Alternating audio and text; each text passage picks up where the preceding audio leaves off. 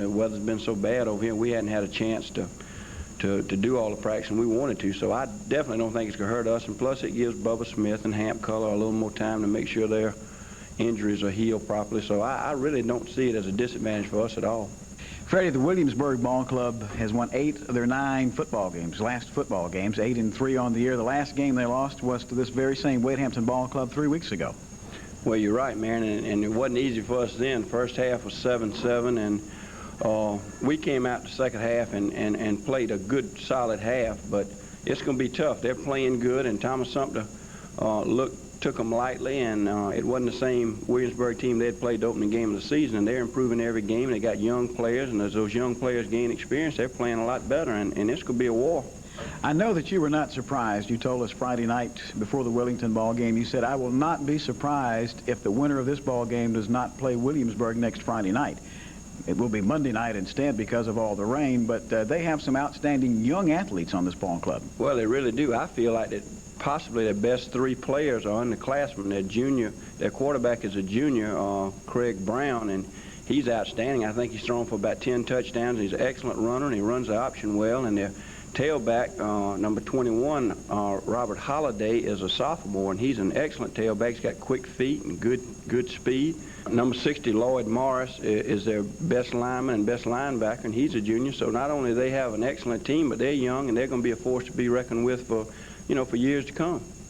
They also have an excellent wide receiver in David Weber at 6'4", who has already grabbed 8 TD passes this year. He's a fine player, and he not only is he 6'4", but he's got excellent foot speed. On the play that Tracy Sandifer broke for 76 yards and a touchdown, Weber was about 10 yards behind him when the play started and caught him at the goal line. So he's got tremendous foot speed, and he's a force to reckon with. He's an excellent receiver, and they've also got an excellent tight end. So I expect him to throw the ball probably 20 to 25 times against us Monday night.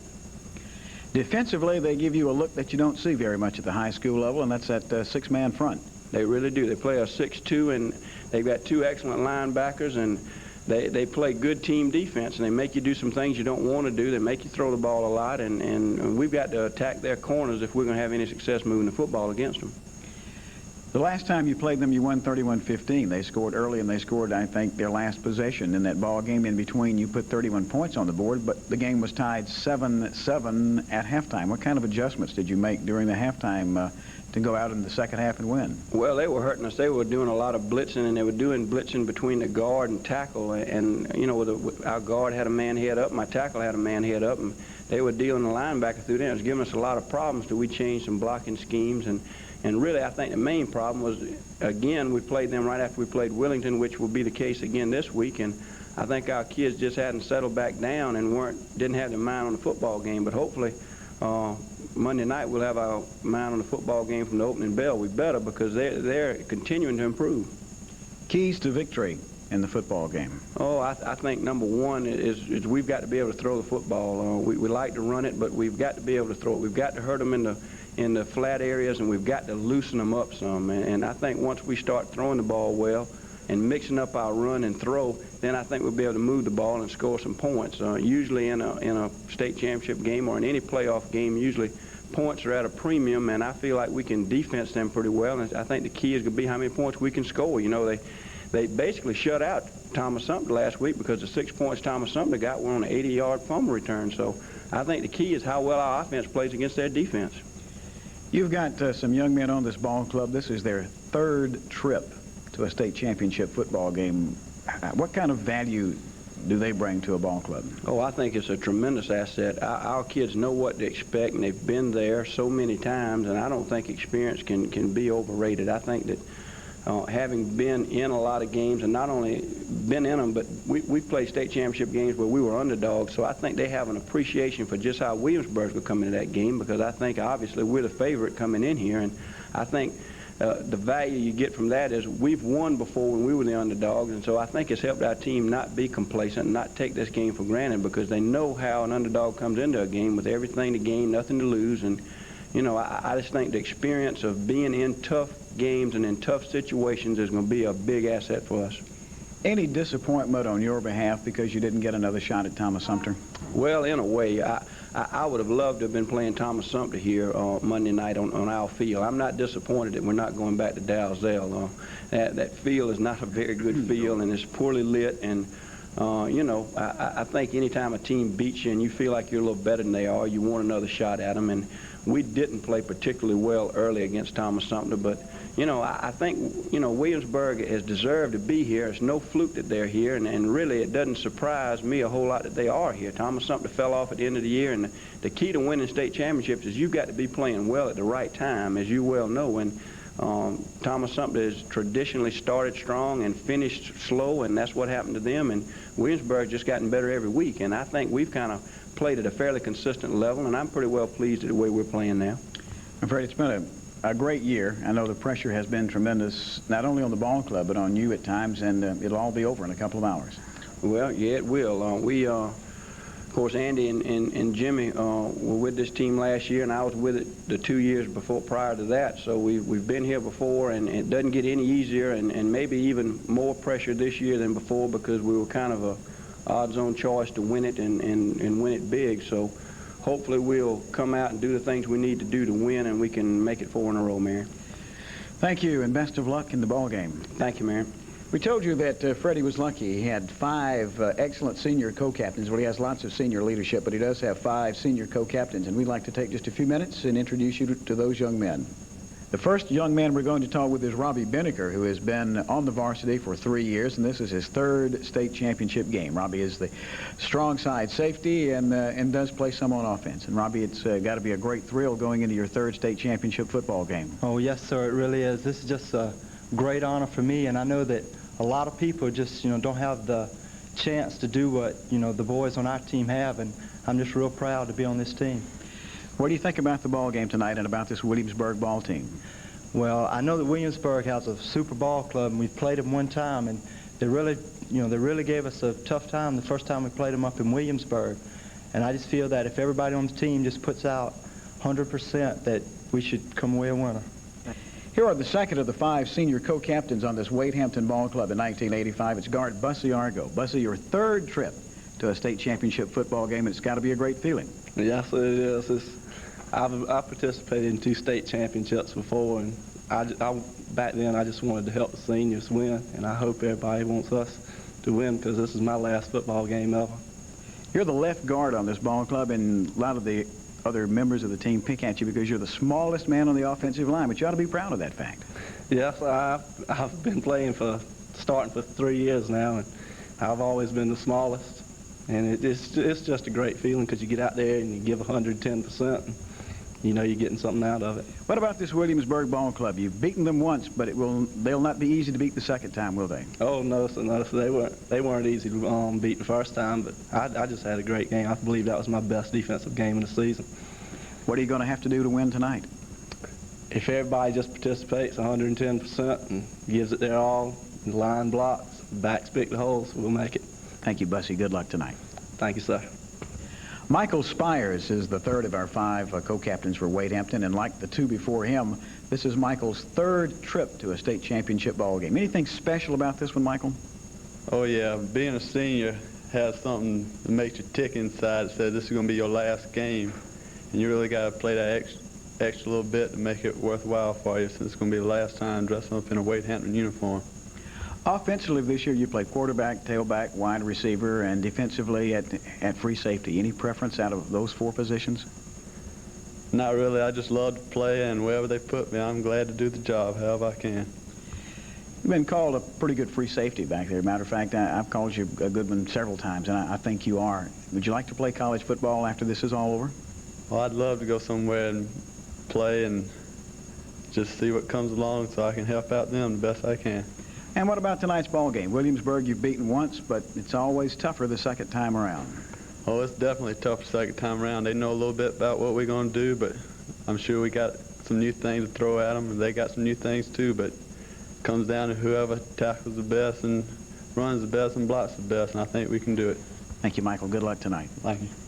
Here's the 4th of our co-captains on the 1985 Hampton Ball Club, Wally Hagler. And Wally, like the other 3, has been a starter for 3 years. And it's got to be a great feeling going into state championship game number 3. Yeah, great honor to be here for the 3rd time. And we've helped 2 classes of seniors win theirs, and we want to go out in style too. Anything special about the 1985 season? Yeah, it's been like the rest of them. We've all had fun, except this year we've won more games than in the past, and it's been a lot of fun. You're the center, which means that you start every play. Do you feel a special honor or a special responsibility because of that? No, not really. Just go out and have fun blocking. Ollie, thanks for 3 great years of football, and best of luck in tonight's game. Thank you, sir.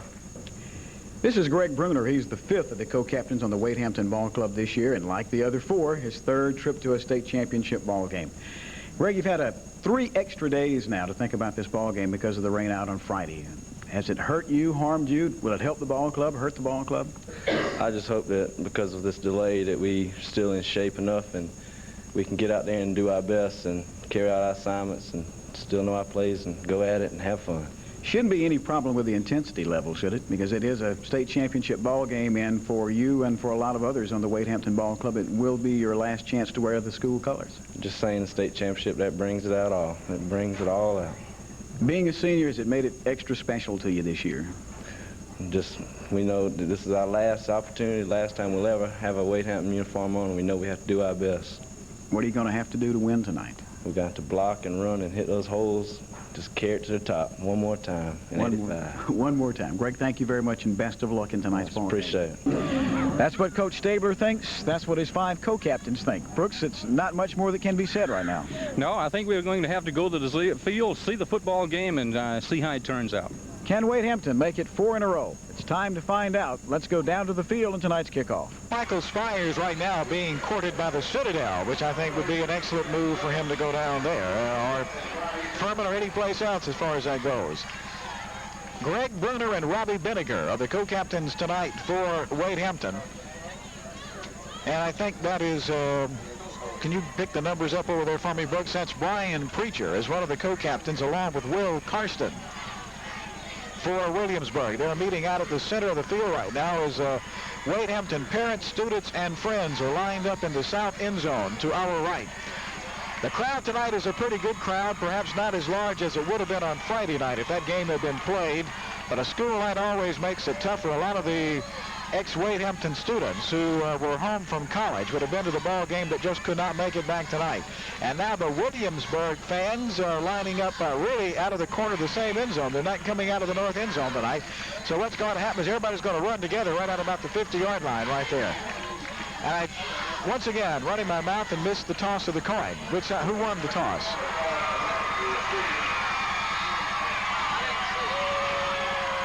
But we'll find out as the Williamsburg Stallions from out of King Street, 8-3 on the year, come onto the field, white jerseys, gray football pants with green trim and green helmets.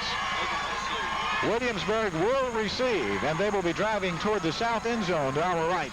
Big old banner down in the south end zone that says, 4 in a row. Let's go WHA, which means Wade Hampton going for their 4th consecutive state championship. There is the cannon shot, and here come the Rebels dressed all in red. Just about cleaned up on some Williamsburg students who are in the way out there. Brooks, it's a great night for high school football. Those 1,000 balloons they blew up today just released and climbing skyward out of the south end zone. A fireworks display down there. And for those of you that stayed home because of the weather, there's still a chance to get out here because the weather is pretty good. All you have to do is just bring something dry to sit on because the seats are a little bit wet, but no rain around the stadium at this time, and it's going to be an extremely good football game.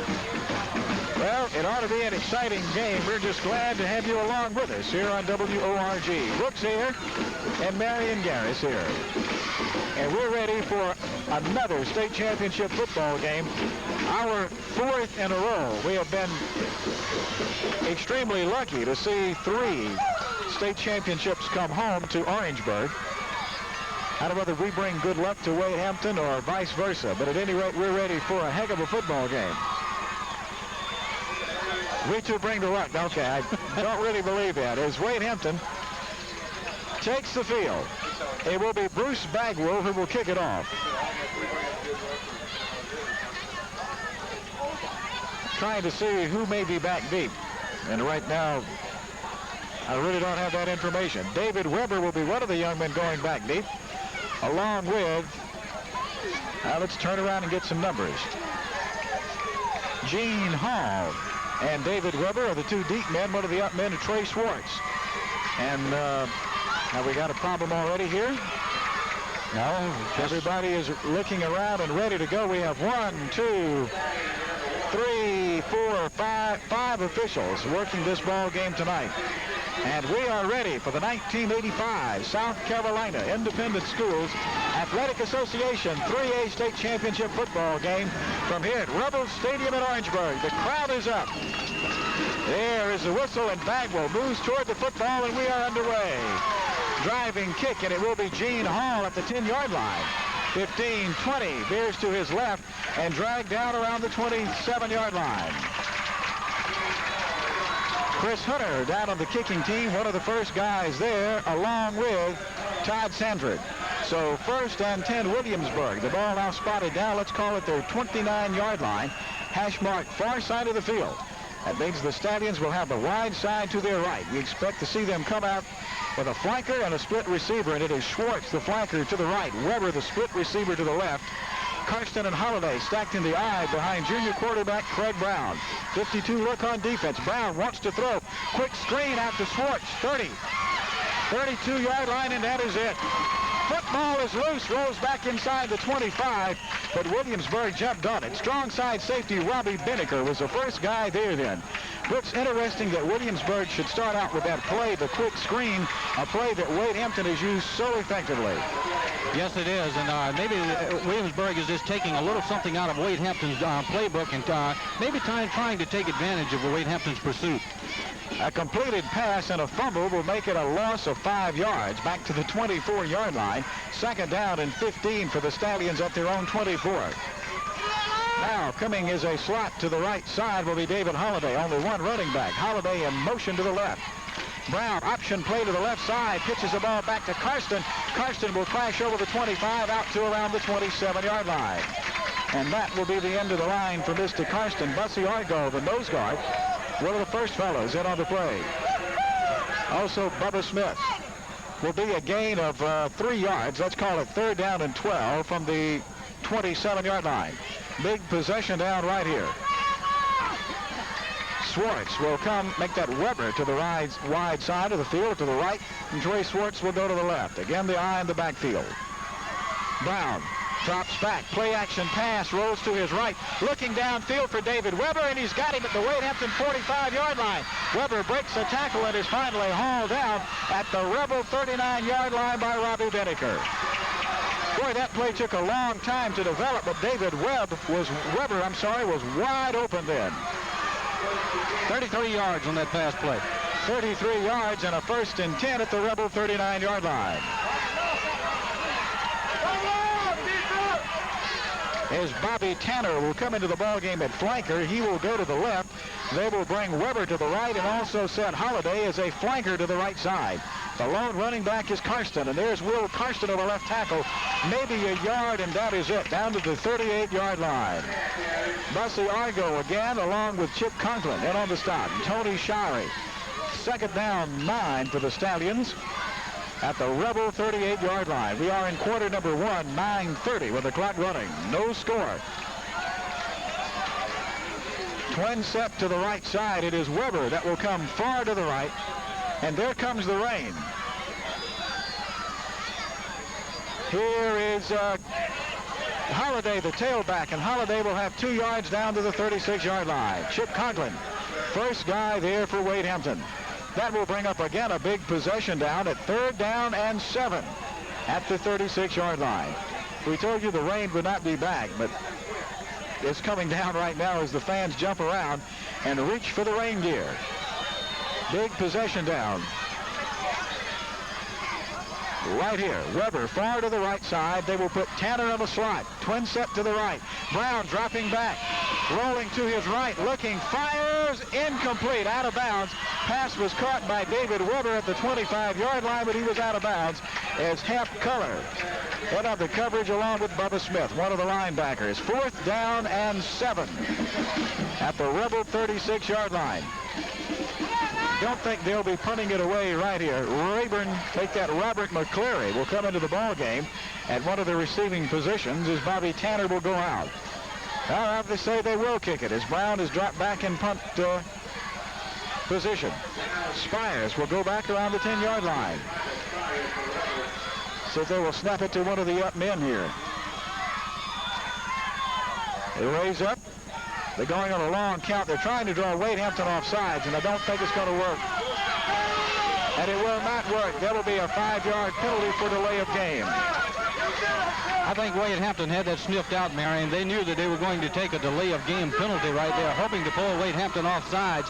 Wade Hampton was very smart defensively that time. They just sat back and waited until that whistle came, and it'll be the 5-yard mark off. First penalty in the ball game, but really Williamsburg does not lose all that much. Has moved 5 yards back. Williamsburg can still put Wade Hampton deep into their own territory with a good punt. Fourth down and 12. Here is the snap to Craig Brown. The rush is on. Brown gets it off. Wobbly kick. Spires will let it hit. It will bounce up into the air and be downed at the Wade Hampton 19-yard line.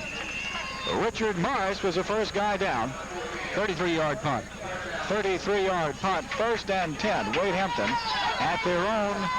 Help me with the line here. I believe that's 14-yard line. And it will be the 14-yard line. We should see Michael Spires at quarterback.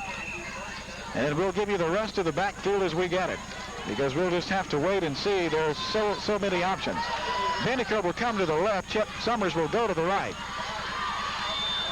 We've got Tracy Sandifer lined up now at tailback, and it is Sandifer over left tackle. Tracy Sandifer into the secondary. It has a first down out over the 25 to the 27-yard line. Scott Williamson, the left side defensive end, is a guy who will bring Tracy Sandifer down.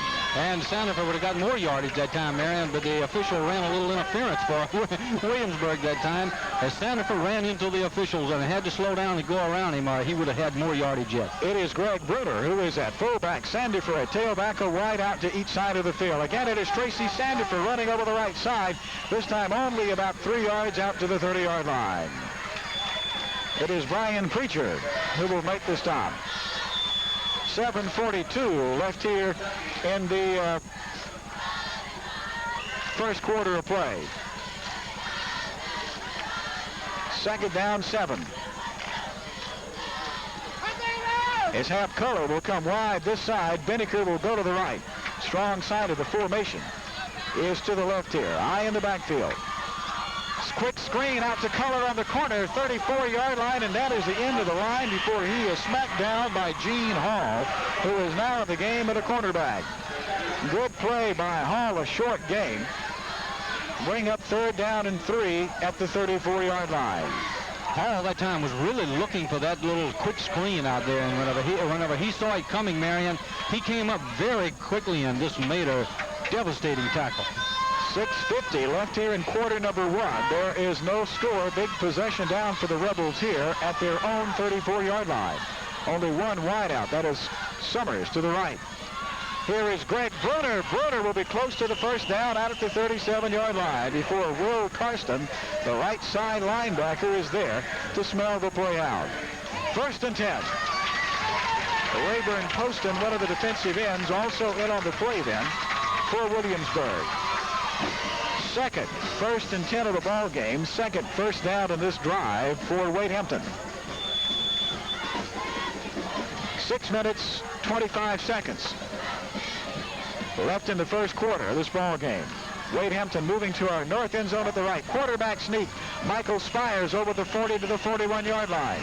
Found a little seam up the middle. Brian Preacher, left defensive guard, leading the defensive charge. And then for Williamsburg, a gain of, let's give him 4 yards, will bring up second down and 6 for the Rebels at their 41. They'll have a wide side of the field to their right. Color will come wide to the left side. That is Hap Color. He will be the lone wideout. 2 tight ends and the eye in the backfield. Bruner is now at tailback and Hunter at fullback. Again, the quick screen to Hap Color. Color driven out of bounds, and I just say he is inbounds right at midfield. Gene Hall, right side cornerback, is the young man who got there first for Williamsburg. Will bring up another big third down. Third down, and let's call it 3. Right at, let's make it the Wade Hampton 45-yard line. With the players standing up down on the sideline, it becomes difficult to pick up the yard markers sometimes. That screen pass, Wade Hampton has went to it twice. They've gotten only 4 yards out of it each time. Hall's coming up doing an excellent job in defensing that quick screen out. A wide out to each side of the field.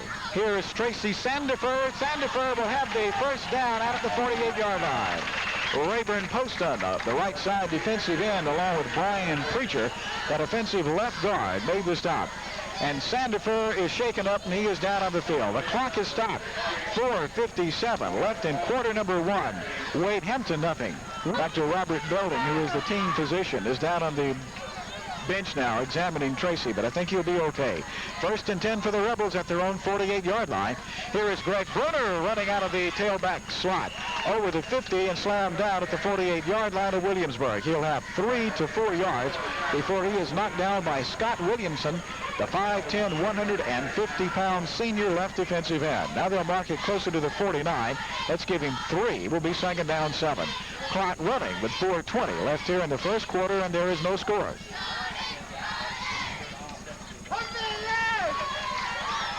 Ham Curry will be the lone wideout, and he'll actually go as a wing to the right side. 2 tights in the eye in the backfield.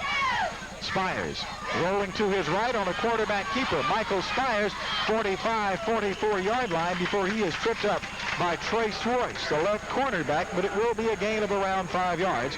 Should bring up 3rd down and around 2. Bubba Smith will check into the ball game now at fullback. Wade Hampton came out and took the ball on their own 14, Marion, and they're really driving the ball downfield. You're consuming a lot of time. They've run off 9 plays and already have used at least 4.5 minutes off the clock. 3:30 with the clock running. I'm certain this is what Fred Stabler wants. Quarterback sneak. Spires has the first down at the 41-yard line. Again, the quick count. Lloyd Morris, left side linebacker, was first guy there then for Williamsburg. He's their biggest man on the roster at 6'2", 210 pounds. A junior is also their leading tackler. 4th first down in this drive for Wade Hampton. And as Brooks said, Wade Hampton chewing up a lot of time on that clock, and that's really what Fred Stabler wants. He wants to keep the football out of the hands of Williamsburg because they have a much more explosive offense. Chip Summers wide to the left side, 2 tights with the eye. Spires, first pass of the game across the middle. He's got Robbie Binnicker. Binnicker at the 30-yard line. Robbie Binnicker should have a first down as Will Karsten, the right side linebacker, along with Gene Hall, the right corner, and on the stop for Williamsburg. If it's not a first down, it'll be close. Yes, they're going to have to give him 10 yards. I'm sure that it's going to be there. That's a first down. Let's give him 11 yards on that pass play. 1st and 10, Wade Hampton at the Williamsburg 30-yard line. This drive began back at the Wade Hampton 14. 2 tights in the eye. Wing to the left side is Chip Summers. Again, that 6'2" look on defense for Williamsburg. Here is Greg Bruner. Bruner has 7 yards down to the 23-yard line as he goes down in the arms of Lloyd Morris and Rayburn Poston, a linebacker on the defensive end.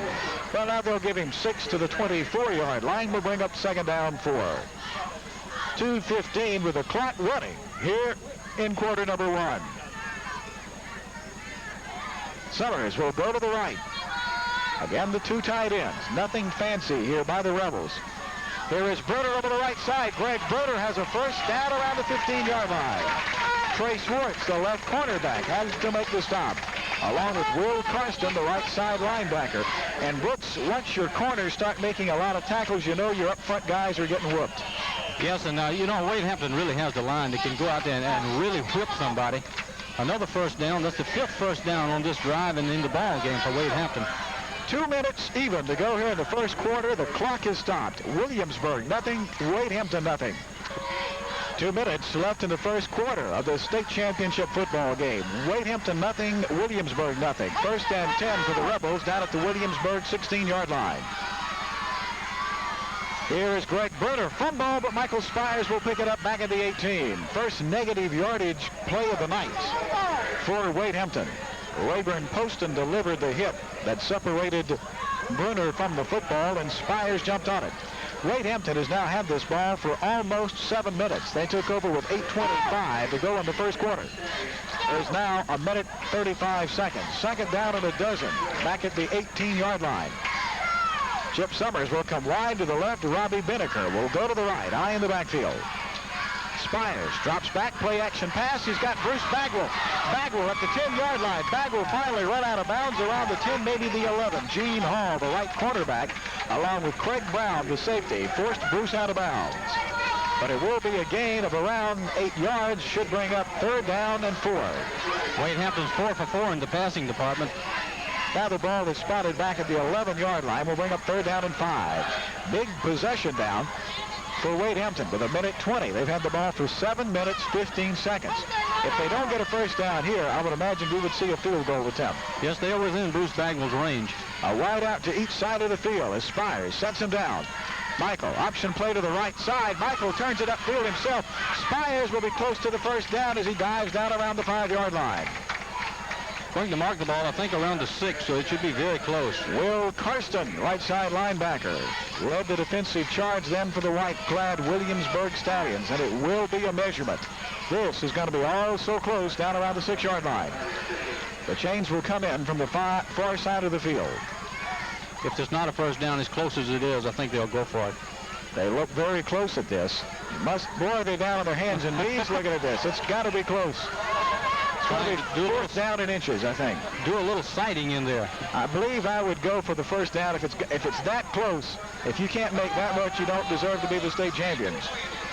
4th down in inches, literally, down at the 6-yard line, as Chris Hunter will come into the ball game and Bubba Smith will come out. Look for just a quick snap without a nose guard here. Now, unless Williamsburg is going to shift somebody over on the nose guard, quarterback sneak looks like would be an excellent play. I believe they've got Will Morris loaded up front and that goal line defense. Wide to the left side comes Chip Summers, 4th in inches, down at the Williamsburg 6-yard line. Spires will go up under center. Spires will have the first down, I do believe, at the 5-yard line as he went behind his right guard, Bussy Argo, then. 1st and goal, Wade Hampton, down at the 5-yard line. A minute even to go here in the first quarter.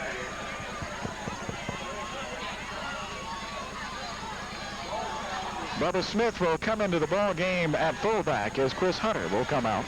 Smith is a bit bigger than Hunter. Wade Hampton has now had the ball for almost 8 minutes. This time divided backs.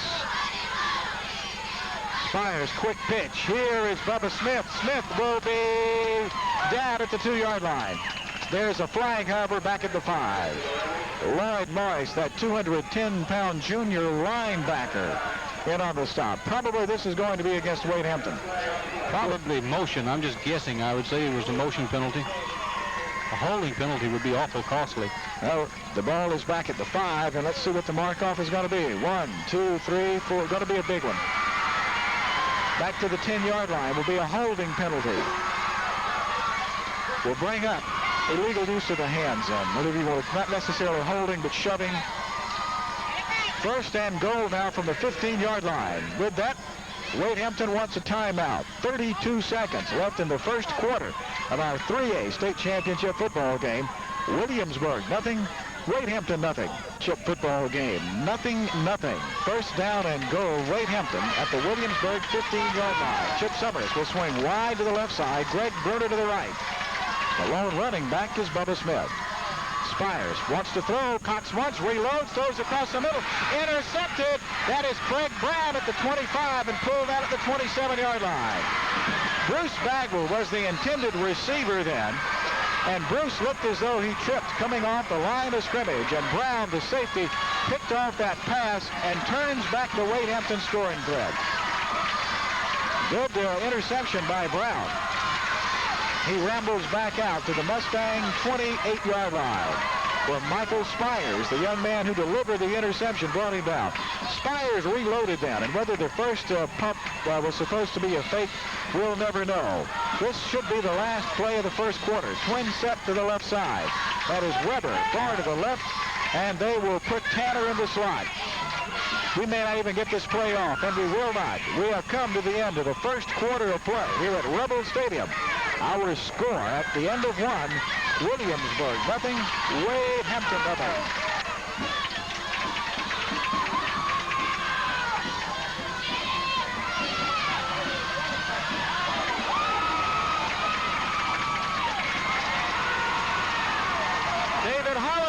takes a pitch, goes around the right side. He is hit at the 30-yard line by Chip Conklin and coughed up the football. And Wade Hampton jumps on it at the Williamsburg 29-yard line. And Brooks, one turnover leads to another, and Wade Hampton is right back where they started from. Yes, they are. Just one play and another turnover. Wade Hampton gets the ball right back. So now it's 1st and 10 for Wade Hampton at Williamsburg 30-yard line. Chip Summers wide to the right side. Robbie Binnicker to the left. Eye in the backfield. Spires still at quarterback. Here is Greg Bruner. Bruner runs over some folks and is slammed down at the 25-yard line. Will be a gain of 4. Scott Williamson, left side defensive end, made the stops. Brooks, we have heard that Tracy Sandifer, who was hurt back in the first quarter, looks as though he may have taken a lick in the back or maybe in the kidney area. And they are watching Tracy over on the sideline. Hopefully he can be back in the ball game before very long. 2nd down and 6 at the 25-yard line of Williamsburg. Again, Binnicker will go wide to the left side. Summers will come to the right. Eye in the backfield. Spires, bootleg to the right side, gets a good block on the corner. Michael Spires will go all the way down to the 2-yard line. Good running by Spires. Good block then by Greg Bruner on the corner as he cut back Rayburn Poston, the defensive end. And finally, the safety, Craig Brown, had to get him down around the 2-yard line. That is why Spires is lined up at that quarterback position, because he's got the cool head that you need under fire. Now the ball will be marked, let's call it the 2-yard line, right? 10:40 left in the first half, no score as Hagler comes out over the football. Eye in the backfield. Summers will go as a wing to the right side. Spires keeps the football, and Michael is in for the touchdown. Running over the left side, behind the blocking of Jason Parker and Chip Conklin. And Spires gets into the end zone, and Wade Hampton uses 3 plays to carry it 29 yards after a Williamsburg fumble. And Bruce Bagwell is in to tack on the PAT. Spires will put it down at the 10-yard line. Here is the snap, the kick. It is good at the 10:28 to go in the first half. It is now Wade Hampton 7 and Williamsburg nothing. Bruce Bagwell in the kicking position. We'll give you that drive in just a moment as David Weber standing back around the goal line. Trey Swartz is the up man. Here is the kick by Bagwell. And it is going to be Gene Hall, who will take the ball at the 10-yard line, and Hall is smacked down hard at the 23. Chuck Rose down on that kicking team along with Gary Culler led the defensive charge, and right now the red-clad Wade Hampton Rebels are all excited. Brooks, what about that drive? Okay, Marion, it covered 29 yards in just 3 plays, and it was 1 minute and 12 seconds off the clock. But if you go back to the 8:25 mark of the first quarter, Wade Hampton kept that ball for a long, as a matter of fact, 10 minutes or better. They kept it. If you take away the fumble and then the one they got back. Twin set to the right side. Weber far to the right. That is Swartz in the slot. Brown, play action pass, rolling right, looking downfield, delivers, incomplete. Looking for Weber up at the 33-yard line. Looked like Hamp Culler, left side corner, and on the coverage then along with Gary Culler. Weber wanted pass interference, but no flag. Craig Brown, who is now 1 for 3 in the passing department. I believe that is correct, is it not? He's had 2 for 4. 2 for 4. The big completion was a 33-yarder to David Weber back on the very first possession. Again, the twin set to the right side is Tanner. Will be in the slot. Weber far to the right. Quick pitch. Fumble. The ball is loose, and I think Wade Hampton's got it again. Or do they? Oh, Williamsburg recovered. Jeff Wilson, who was in the ball game at tailback, dropped that ball, and Wilson recovered his own fumble back at the 23-yard line. Will be 3rd down and a dozen, let's call it, back at the 22.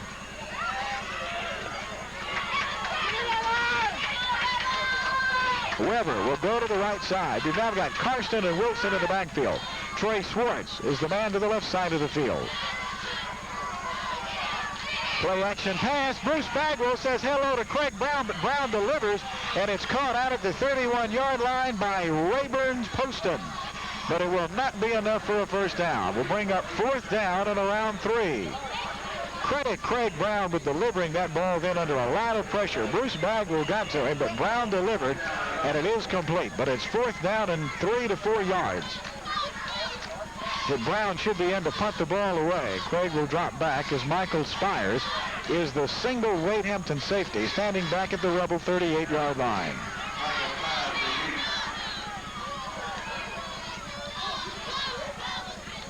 Here is the snap.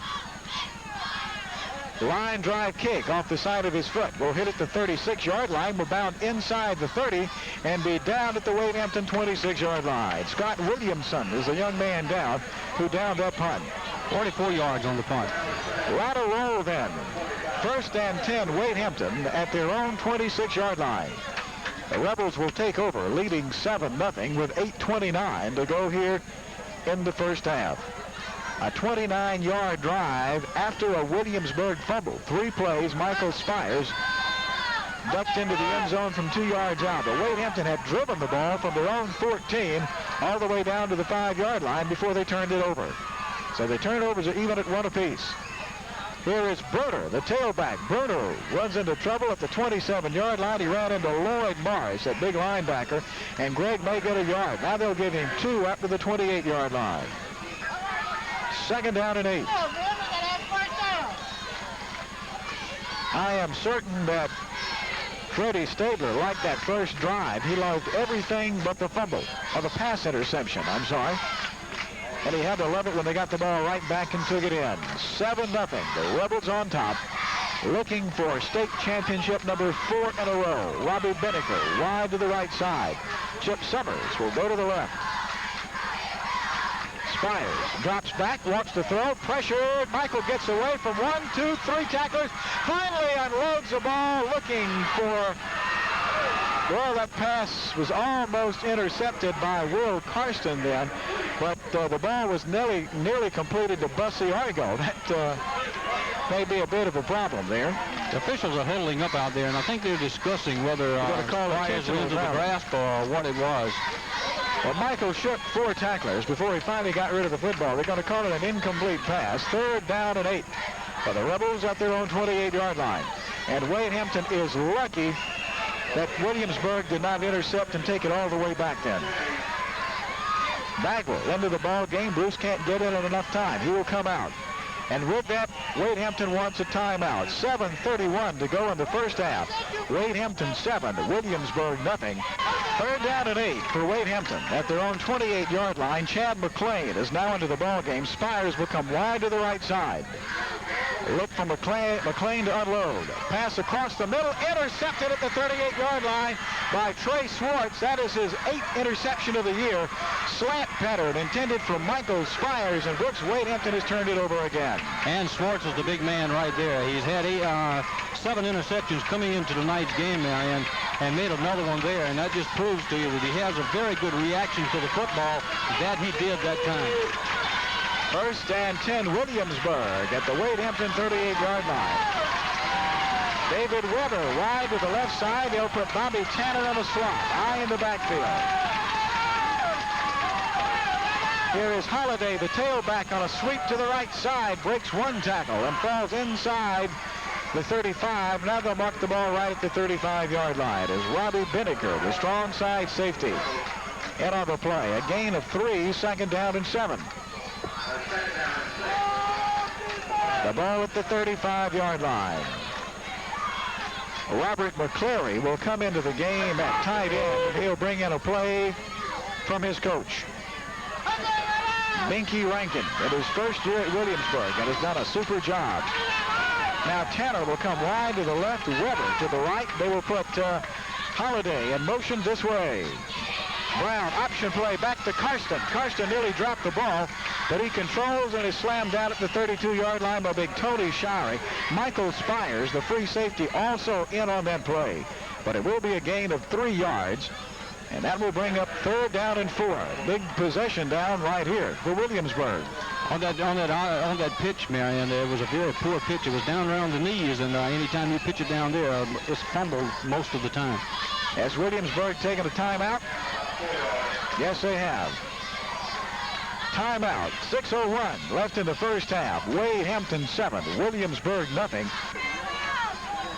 6:01 left in the first half of our high school football game. The 1985 SCI SAA 3A state championship game. 3rd down and 4 for Williamsburg at the Wade Hampton 33-yard line. Cross buck. Here is Karsten. Karsten, the fullback, has a first down, I do believe, down at the 26-yard line. Jason Parker, left side linebacker, in on the stop. Little counter play. First time we have seen that tonight by Williamsburg, and it worked for a first down, and a big one it is, as the ball is spotted at the Rebel 27-yard line. Wade Hampton looking for the pass that time, and I did not get it. A little counter play, or somebody might want to call it some type of draw. Wide to the right side goes David Weber. They will put Trey Schwartz in the slot. High in the backfield. Brown. Here is Holiday running from the tailback spot. Will get 2 yards to the 25-yard line. And that is the end of the line. Big Tony Shari, first guy there, with some help from Bussy Argo. Second down and 8 at the 25-yard line. Clock is running, 5:10. Left here in the first half. Wade Hampton leads it 7-0. 3 turnovers in the game so far. 2 by Wade Hampton. They have had 2 passes picked off and a fumble by Williamsburg. Tanner wide this way. Weber wide the other way. Play action pass as Brown drops back, rolls to his right, fires, tipped into the air, intercepted by Hamp Culler down at the 11-yard line. Somebody tipped that ball before Culler got to it, and I don't know who it was, probably one of the linebackers, either Parker or Smith, and Hamp Culler was Johnny on the spot. So now the turnovers are even at 2 apiece. The ball spotted down around the 11-yard line, let's call it. 1st and 10 for the Rebels, 4:40 left in the first half. They lead it 7-0. Michael Spires returns to the quarterback position as Benniker will come wide to the right side. Chip Summers will go to the left. Here is the fullback, Bubba Smith, up the middle. He'll get 4 yards out to the 15-yard line before he is spilled by McKenzie, Preacher, and Morris, the interior of those 6 down linemen being used by Williamsburg. Skipping 4 yards, 2nd down and 6 at the 15-yard line. 4 minutes even left here in the first half. Benniker wide to the right. Summers again to the left. Here is Greg Bruner running out of the tailback slot. Will have 3 yards out to the 18-yard line before Lloyd Morris and Will Karsten, the 2 linebackers, are in on the stop. Will bring up 3rd down and 3 at the 19-yard line, or the 18-yard line. Big possession down right here. Because if they don't get it here, you know they're going to kick it away. Clock still runs with 3:25 left in the first half. As the Rebels are now attacking the south end zone to our right. Spires keeps it, gets a good block on the corner. Michael will be close to a first down out at the 23-yard line. As a matter of fact, he should have the first down out at the 23. Somebody made an excellent block on the corner then, and I missed seeing who it was, but somebody really kicked the end out of there. Player getting up rather slowly for Williamsburg is Brian Preacher, the left guard. 1st and 10 out at the 23-yard line. Again, the 2 tight ends. This time Hamp Culler will be a wing to the left side. Smith and Benniker make that Smith and Bruner lined up in the eye. It is Bruner over the left tackle. Bruner will get out over the 25 to around the 26, maybe as much as the 27-yard line. Good blocking on the left side by Conklin and Parker. Jim Rowell, the right defensive tackle, made the stop for Williamsburg. 2:35. Clock continues to run in the first half. A gain of 3 will be 2nd down 7 at the Wade Hampton 26-yard line. 6-2 look on defense. Essentially an 8-man front being used by Williamsburg. Spires reaches up under quarterback sneak. Michael was going to get big yardage, and all of a sudden he's popped by Lloyd Morris and Brian Preacher. A gain of 2 yards out to the 25-yard line will bring up 3rd down and 4. and a long 4 at that. 1:55, clock running. Smith will check into the ball game with a play. Big possession down here. Don't know that Wade Hampton will throw it. They've not had much success doing that so far. Of course, the quick screen is always available. Color comes as a wing to the right side. Two tights with the now divided backs.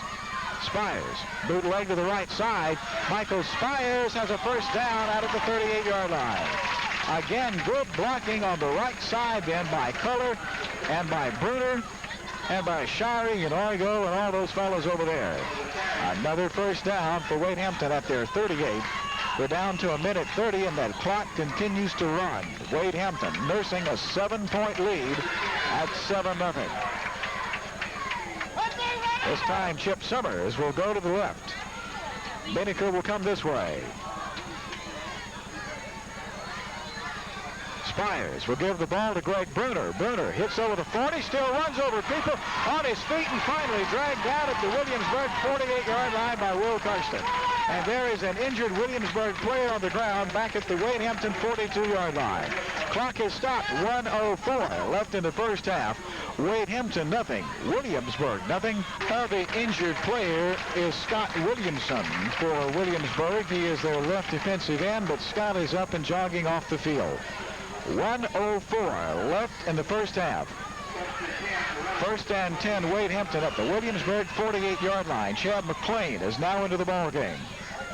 Wade Hampton would really love to get this football down into field goal position anyway, Marion. I'm sure they would like to get something else on the scoreboard before halftime. It would be a very much of an uplift going in at half with a score right before the half. Spires lines up a tailback. Quick pitch back to Spires. Now back to McClain. McClain wants to go deep. Looking downfield for Robbie Binnicker. Intercepted by Trey Swartz. He's got his second one tonight. There's a flag back at the 11-yard line, however. Swartz will be dragged down out at the 23. Let's see who dragged him down. But I believe now we've got two flags as there's one back up at the 37-yard line. First flag, though, of note is down at the 11-yard line. That's where the ball was intercepted. Hang on. Bruce Bagwell is the young man who dragged Swartz down at the 23-yard line. But let's see if the interception will stand or whether we'll have pass interference on somebody down at the Williamsburg 11-yard line. The pass was intercepted at the 9. The flag went down at the 11, but that doesn't mean it was not pass interference. They're talking to Wade Hampton right now. Might be clipping. Chop block is what it is. The interception will go, but the ball will be moved back now to the 6-yard line. Will be first and 10 Williamsburg at the 6-yard line. I don't know what the other flag was. Clipping. Anyway, it doesn't. They'll take the one back, the penalty from the 11, which will be half the distance to the goal. It'll be a 6-yard penalty there. First down and 10 at the 6-yard line. So third pass interception tonight. Swartz has two of them. That's not going to make Freddie Stabler too happy. No, and we might say that Williamsburg has dodged the bullet once again. Yes, they have. A little trickery as that time McClain took the football, handed it off to Spires. Spires pitched it back to McClain. But credit Williamsburg, they were looking for the gadget and they got it. The pass was intended for Binnicker. Well, clock running, 16-15. Williamsburg just may let it run out. They may, I don't know whether they have to take a snap here or not. I didn't see how much time was left on the clock when the referee marked the ball. Brown will give the ball to Karsten. Karsten will crash out to the 10-yard line, and that is the end of the first half of play here at Rebel Stadium. Monday Night Football. The 1985 SCISAA 3A State Championship football game as Wade Hampton is trying to make it 4 in a row. Our halftime score, Wade Hampton 7, Williamsburg nothing. You're listening to high school football on WORG.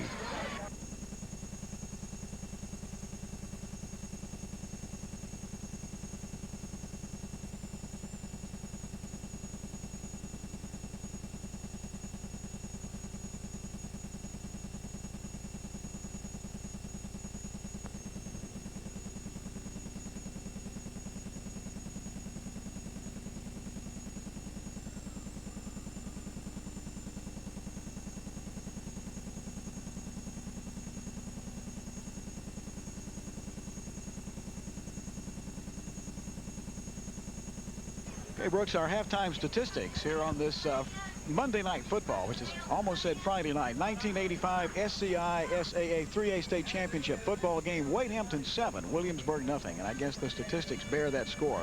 Yes, well, first of all, let's take a look at the statistics for Williamsburg. They only had 2 first downs in the first half of play, 21 yards rushing. In the passing department, they attempted 6, completed 3, had 1 intercepted for 37 yards. 58 total yards in the first half. Penalty-free ball game basically here, Marion. They were penalized twice for 11 yards. They had 2 fumbles. They lost one of those, but only 2 turnovers in the game for Williamsburg, and they ran 16 plays from scrimmage. For the Wade Hampton Ball Club, they ran up 12 first downs in the first half of play, 145 yards rushing, and this is something we were talking about a few minutes ago, you know, as Williamsburg has not been able to stop Wade Hampton's rushing game. In the passing department, Wade Hampton has attempted 8, completed 4, 3 interceptions and 27 yards passing, 172 total yards in the first half. They were penalized only 1 time for 10 yards. They were fumbled 1 time, did not lose that fumble. 3 turnovers in the first half for Wade Hampton, 32 plays from scrimmage. Wade Hampton has really dominated as they've got 32 plays from scrimmage versus 16 for Williamsburg in the total yard department, 172 versus 58. So it's been Wade Hampton all the way here in the first half. But even though they dominate the statistics, they really do not dominate the scoreboard. Well, that's true, but you're going to have to look back at those 3 pass interceptions. That has to take a lot away from Wade Hampton. And when you've got 3 turnovers, even though Williamsburg has 2, seems like the 3 turnovers for Wade Hampton has been more costly than Williamsburg's 2. Williamsburg has only had 1 big play, that a 33-yard pass from Greg Brown to David Weber, while Wade Hampton has been doing in the first half of this ball game what they did in the second half of the Willington game Friday night, and that was just to grind it out between the tackles. Yes, that's true. Wade Hampton, they took the ball on their first possession in tonight's ball game and consumed 8 minutes and 5 seconds off the clock. This is what Freddie Stabler wanted them to do, but they went down, got the ball to the Williamsburg 5-yard line and turned it over, and that had to set some type of tempo for the game, and I think this is the reason maybe the game is as close as it is right now. Now, what I'm surprised at so far in the ball game tonight is the fact that Wade Hampton has turned it over 3 times and on 3 pass interceptions. Yes, and ordinarily, you know, Wade Hampton's passing game, they throw a little safer pass than that. 1 pass interception right there to close to the end of the half. I reckon you might say, well, so what? They were trying to get the ball down to, you know, where they could get into field goal position anyway. So that pass interception really did not mean all that much, but they did. The other turnovers were very costly. If there is a negative here in the first half, it's the fact that Tracy Sandifer, the very fine tailback, has been injured. We're trying to get a report right now. We were told he had a lick in his back, perhaps back in the kidney area. And hopefully Tracy is not injured so severely that he can't come back in the ball game. Well, you know, Wade Hampton, they really need Tracy because he's he has the most speed on the ball club. He's a very evasive runner, and so they need him in the ball game. Bruner's been doing a real good job. Spires has been getting out on the corner. Especially Spires has been getting some good blocks on the corner, and this is something that Wade Hampton needs to do on this wide tackle 6. Defensively, Williamsburg has had no luck whatsoever running the football. Passing the football, they've had some more luck.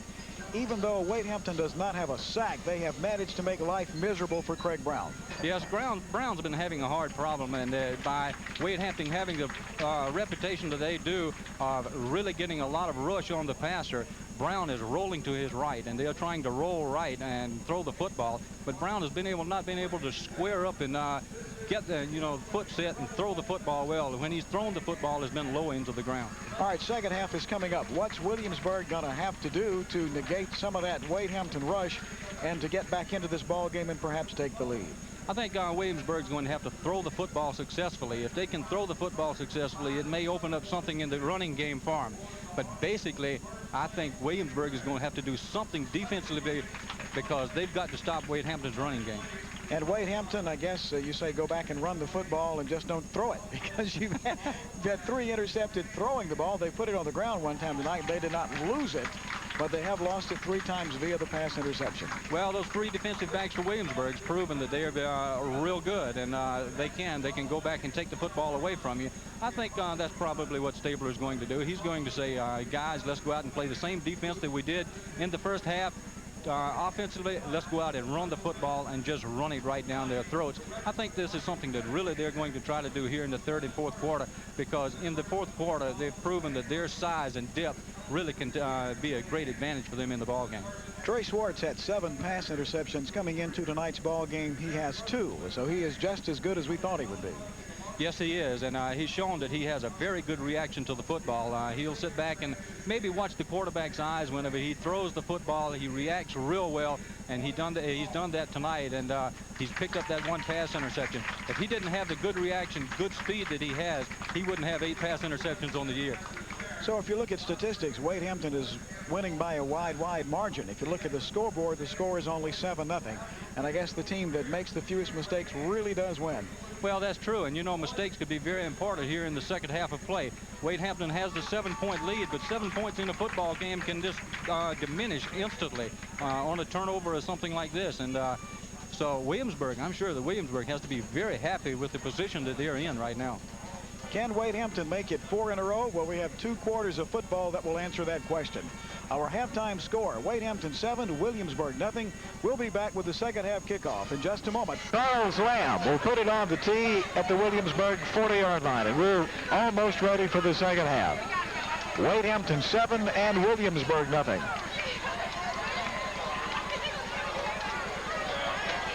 Glad to have you along with us on this Monday night from Rebel Stadium here in Orangeburg as Wade Hampton, after their 4th win in a row, their 4th state championship in a row and their best record ever. If they win here tonight, they'll finish at 10-1. Lamb moves toward the football and they're underway with the second half. It'll be Binnicker who'll take the ball around his 20, 25, 30, 34-yard line before he is filled by Will Karsten, who is down on the kicking team. So the Rebels have good field position, 1st and 10 at their own 34-yard line. As the ball will be spotted at the hash mark, far side of the field. Means Wade Hampton will have the wide side to their left. As Bubba Smith checks into the ball game at fullback with a play for Michael Spires.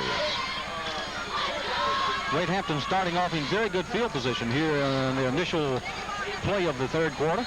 A wide out to each side, eye in the backfield. Spires keeps the ball on an option play, turns it upfield, crashes over the 35, out to the 37-yard line. He'll get 3 yards on the play. Let's call it 2nd down and 7. A play that we have seen Spires and Wade Hampton run a great deal here in the last couple of ball games. Well, Michael just slides down the line and he'll either hand it off or give it up or keep it himself.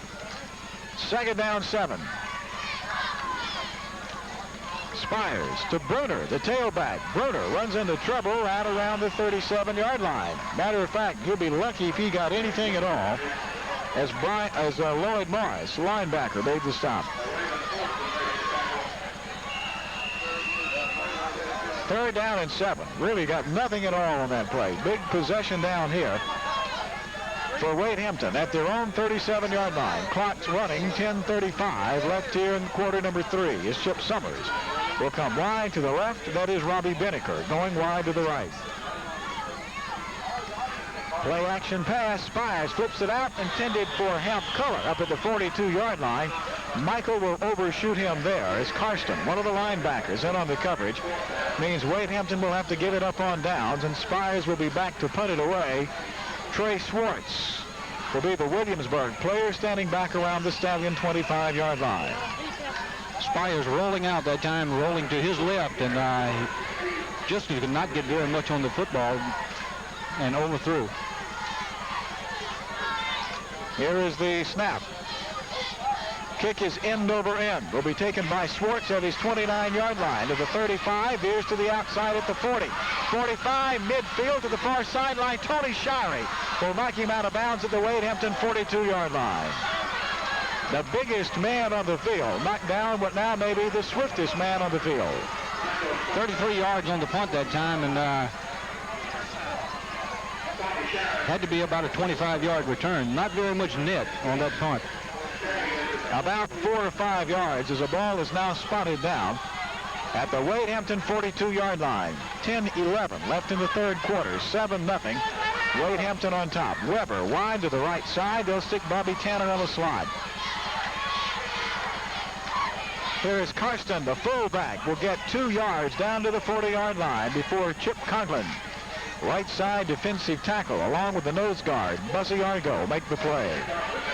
Second down, 8 Williamsburg at the Wade Hampton 40.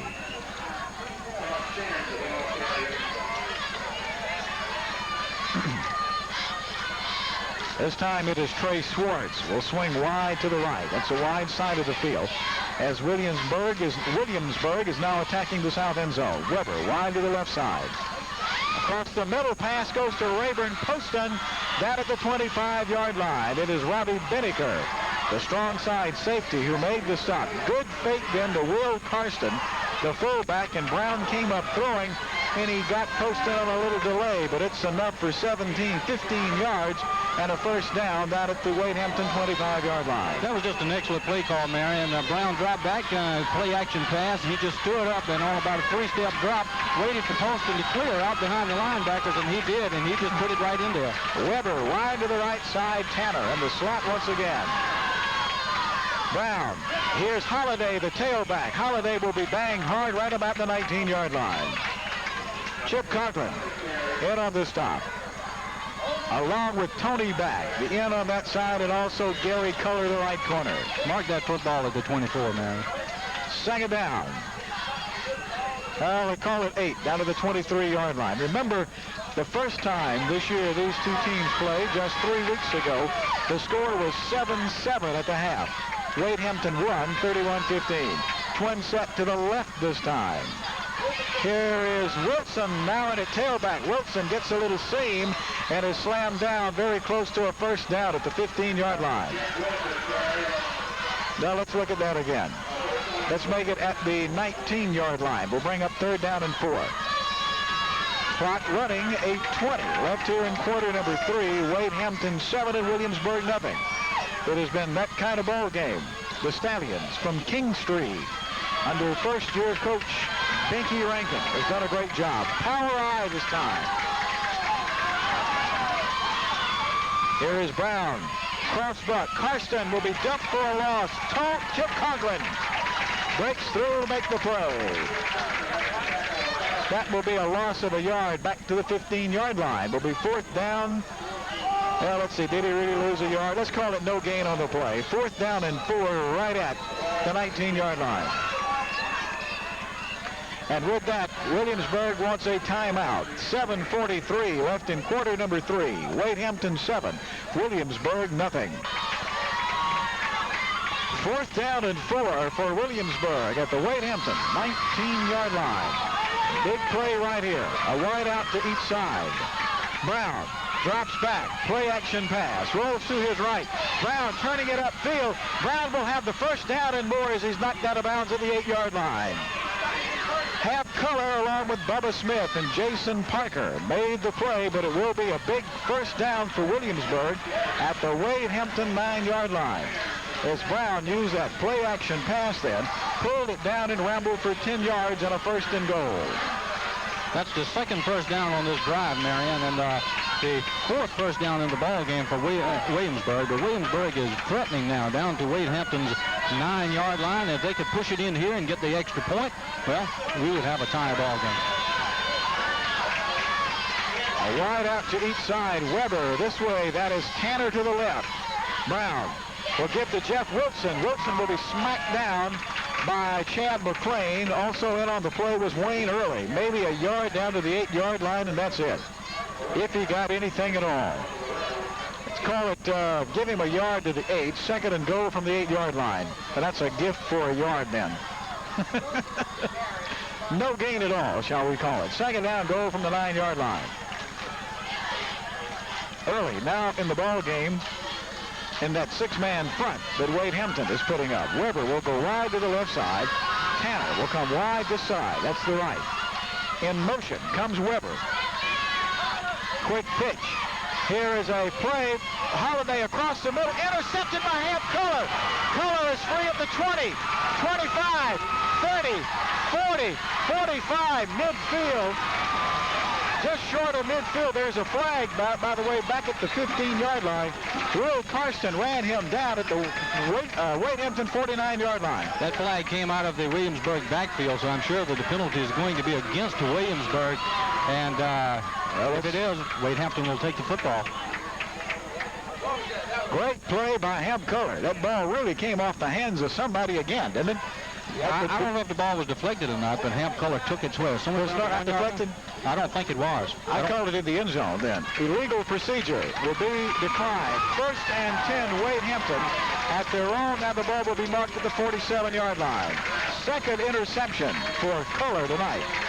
Right? Yes, and that's the 3rd turnover on the game for Williamsburg. Now Wade Hampton has the football in extremely good field position as Culler returned that ball, let's say 47 yards. Now the turnovers are even at 3 apiece, by the way, too. 1st and 10, Wade Hampton. Spires will be at quarterback as Binnicker will go wide to the right side. Summers will come this way. We've got Smith and Bruner stacked in the I. Greg Bruner running over the right side will be stopped at the 49-yard line after a gain of 2. Brian Preacher, one of the defensive guards, along with Rayburn Poston, one of the ends. Well, now they'll mark the ball right at midfield, giving 3 yards, 2nd down 7. As Bruce Bagwell will come into the Wade Hampton lineup for the play. Clock continues to run, 6 minutes to go in quarter number 3. Wade Hampton continues to lead by a 7-0 score. It is Culler wide to the left, Binnicker wide to the right. Spires will keep the ball, and he'll be dumped for a 5-yard loss back at the 45-yard line. Brian Preacher shot by his man and made the play along with Lloyd Morris, linebacker. And that will get the Williamsburg fans into the ball game, and it'll bring up 3rd down and 12. Obvious passing down here now, Brooks. Yes, it is, and I think this is really what Williamsburg is wanting to do, is wanting to make Wade Hampton throw, and they've come out here in this 3rd quarter and just played some tremendous defense. Wade Hampton is their 2nd possession, and it was 3 downs in punt their 1st possession. Now, if they can hold right here, it will be 3 downs in punt once again. Chip Summers will come wide this way. Robbie Binnicker to the right. Smith and Bruner remain at running back. Spires delayed. Greg Bruner. Bruner has a 1st down and more, and is finally slammed down at the 36-yard line. Craig Brown, the safety, along with Scott Williamson, one of the defensive ends, made the play in for Williamsburg, but a gutsy call and a tremendous run by Bruner. 1st and 10, Wade Hampton at the Stallion 36-yard line. That's a gain of 19 yards in. And a big, big 1st down. That's the first Wade Hampton 1st down here in the 2nd half. The 13th 1st down on the game. But Bruner made just a tremendous run on that draw play that time as Williamsburg was playing pass all the way, and they were just sucked in on that draw. There is Michael Spires on a quarterback keeper around the left side, inside the 35, and dumped at the 32-yard line, I do believe. Right in front of the Wade Hampton fans, Wade Hampton players. Gene Hall, the right cornerback, and Will Karsten, one of the linebackers, led the charge then. Will Karsten that time, he made a very good play, Marion. He was blocked up on the line, and he bounced off of the block, and he just pursued right on down the line to Bill. 2nd down and 7. Ball now at the hash mark, near side of the field, spotted down around the 32.5-yard line. Wide side of the field will be to the Rebels' right. Hamp Culler goes as a wing that side. Quick hitter with Bubba Smith, the fullback. He'll get 2 yards to the 30-yard line and bring up 3rd down 5. Jim Rowell, right defensive tackle, and Johns Stuckey, who is now in the ball game at the left guard, made the stop. Well, now the play will only be for 1. It's called a 3rd down and 6 at the 31-yard line. Chip Summers into the ball game with a play. Another big possession down right here for Wade Hampton. Summers will swing wide to the right. Now Wade Hampton got too much confusion, and they call timeout. 3:19 left in the 3rd quarter. Wade Hampton 7, Williamsburg nothing. Well, that's true, Marion, and Williamsburg, I think, probably wanted Wade Hampton to throw the football tonight and try and take the running game away. Well, Wade Hampton has really been had their most success running the football, and the passing game has not worked at all. 3rd down. long 5 or short 6. A wide out to each side of the field. Spires will give the ball to Greg Bruner. Bruner dances through an opening and has a first down inside the 25-yard line down at the 23. Good blocking by Bussy Argo and Tony Shirey on the right side. And let's not forget the end over there. Scott Williamson along with Will Karsten. An end and a linebacker made the stop. But another big third down run by Greg Bruner, who is a senior and playing in his last Wade Hampton football game. And just gobbling up yardage in huge chunks. Wide to the left side comes Robbie Beneker. Summers is a wing to the left side. Quarterback sneak by Michael Spires inside the 20 to the 18-yard line. Lloyd Morris will make the stop. Will be a gain of around 5 yards. Let's call it second down and 5 at the Stallion 18. Right now, Wade Hampton's line is just taking control of this, and Wade Hampton is making yardage very freely. You know, Williamsburg held Wade Hampton and had him third down in long yardage. Then Bruner made that big 19-yard run, and that took a little wind out of Williamsburg's sails. Twin set to the right side for Wade Hampton. Spires again on a quarterback sneak. Michael this time will be stopped at the 15-yard line. And all of a sudden, Wade Hampton has found something right up the middle. Franklin Stuckey, a 210-pound senior, made the stop. Will bring up third down and 2 at the 15-yard line of Williamsburg. A minute 50 left here in quarter number 3 with the clock running. Another big third down play. A wide out to each side of the field. Smith and Bruner stacked in the I. Here goes Greg Bruner, and Bruner has another first down at the 10-yard line. Again, running over the right side behind big Tony Shirey and Bussy Argo. Lloyd Morris made the stop then for Williamsburg. That's the third first down on this drive. First down and go, no, first and 10, I'm sorry, at the 11-yard line as they stretch the chains on the far side.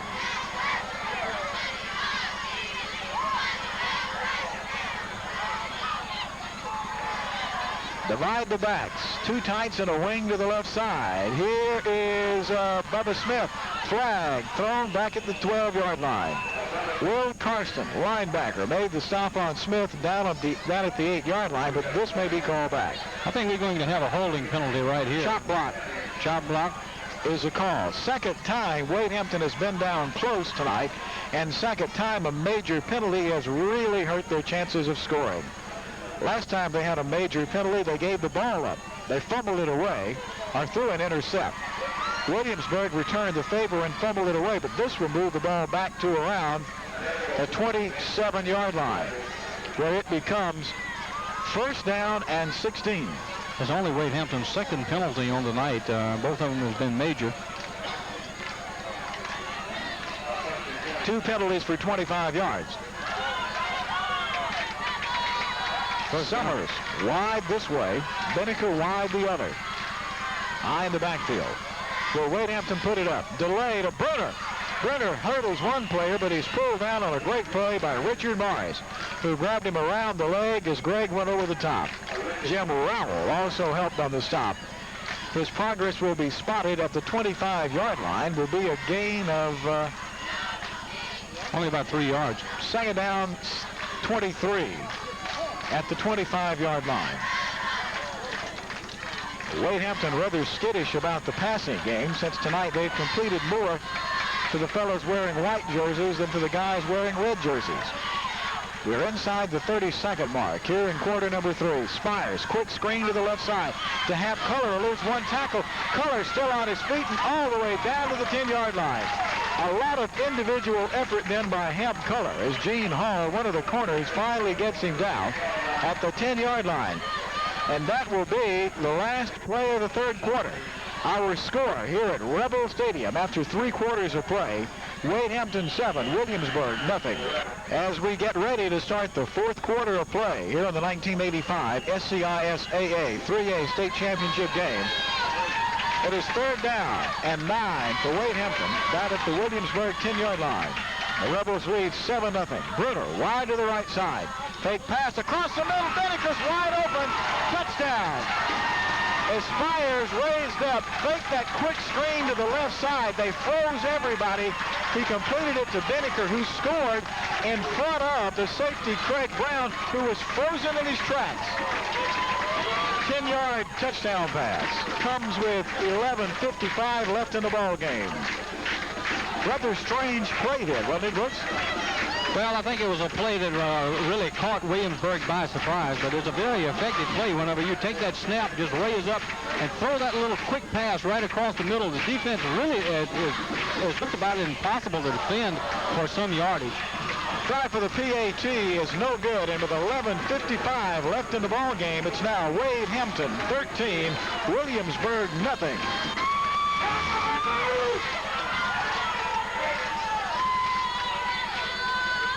A 9-yard pass from Michael Spires to Robbie Binnicker at the 11:55 mark in the fourth quarter has given Wade Hampton a 13-0 lead. Bruce Bagwell will kick it off. David Weber standing back around the 5-yard line for Williamsburg. Driving kick. This time it is one of the up men, Hall, who will take it at the 15-yard line. Hall will be slammed down at the Wade Hampton 27-yard line. Chuck Rose, first guy down there, along with the kicker, Bruce Bagwell.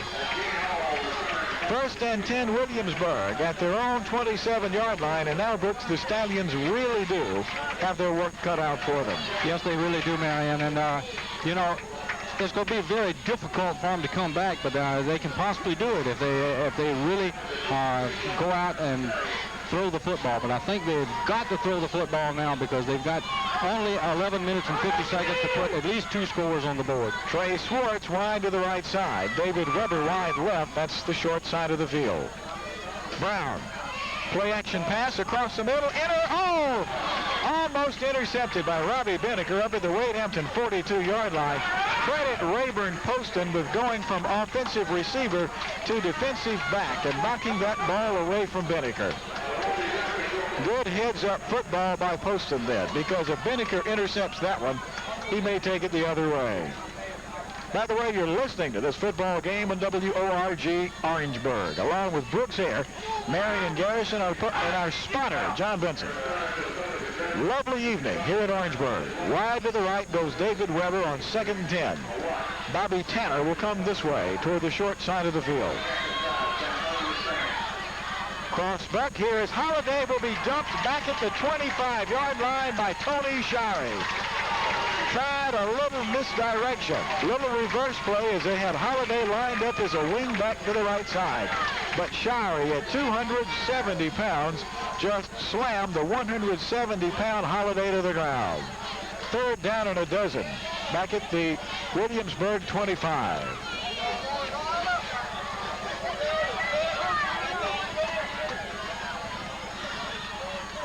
A wide out to each side on 3rd and long. Brown. Play action pass to the right will be dumped. Bruce Bagwell will get credit for the sack. Brown planted a foot when he saw Bruce and went down.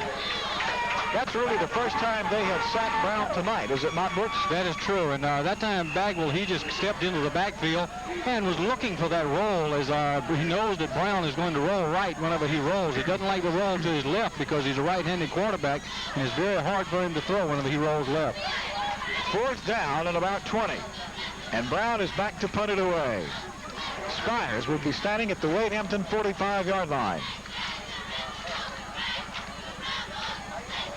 Tail dragger. Spires will let it hit, and it'll take a reverse bounce and will be down at the Williamsburg 49-yard line, and a flag goes down as somebody dumped Morris Pickens right at the 45-yard line. A marker?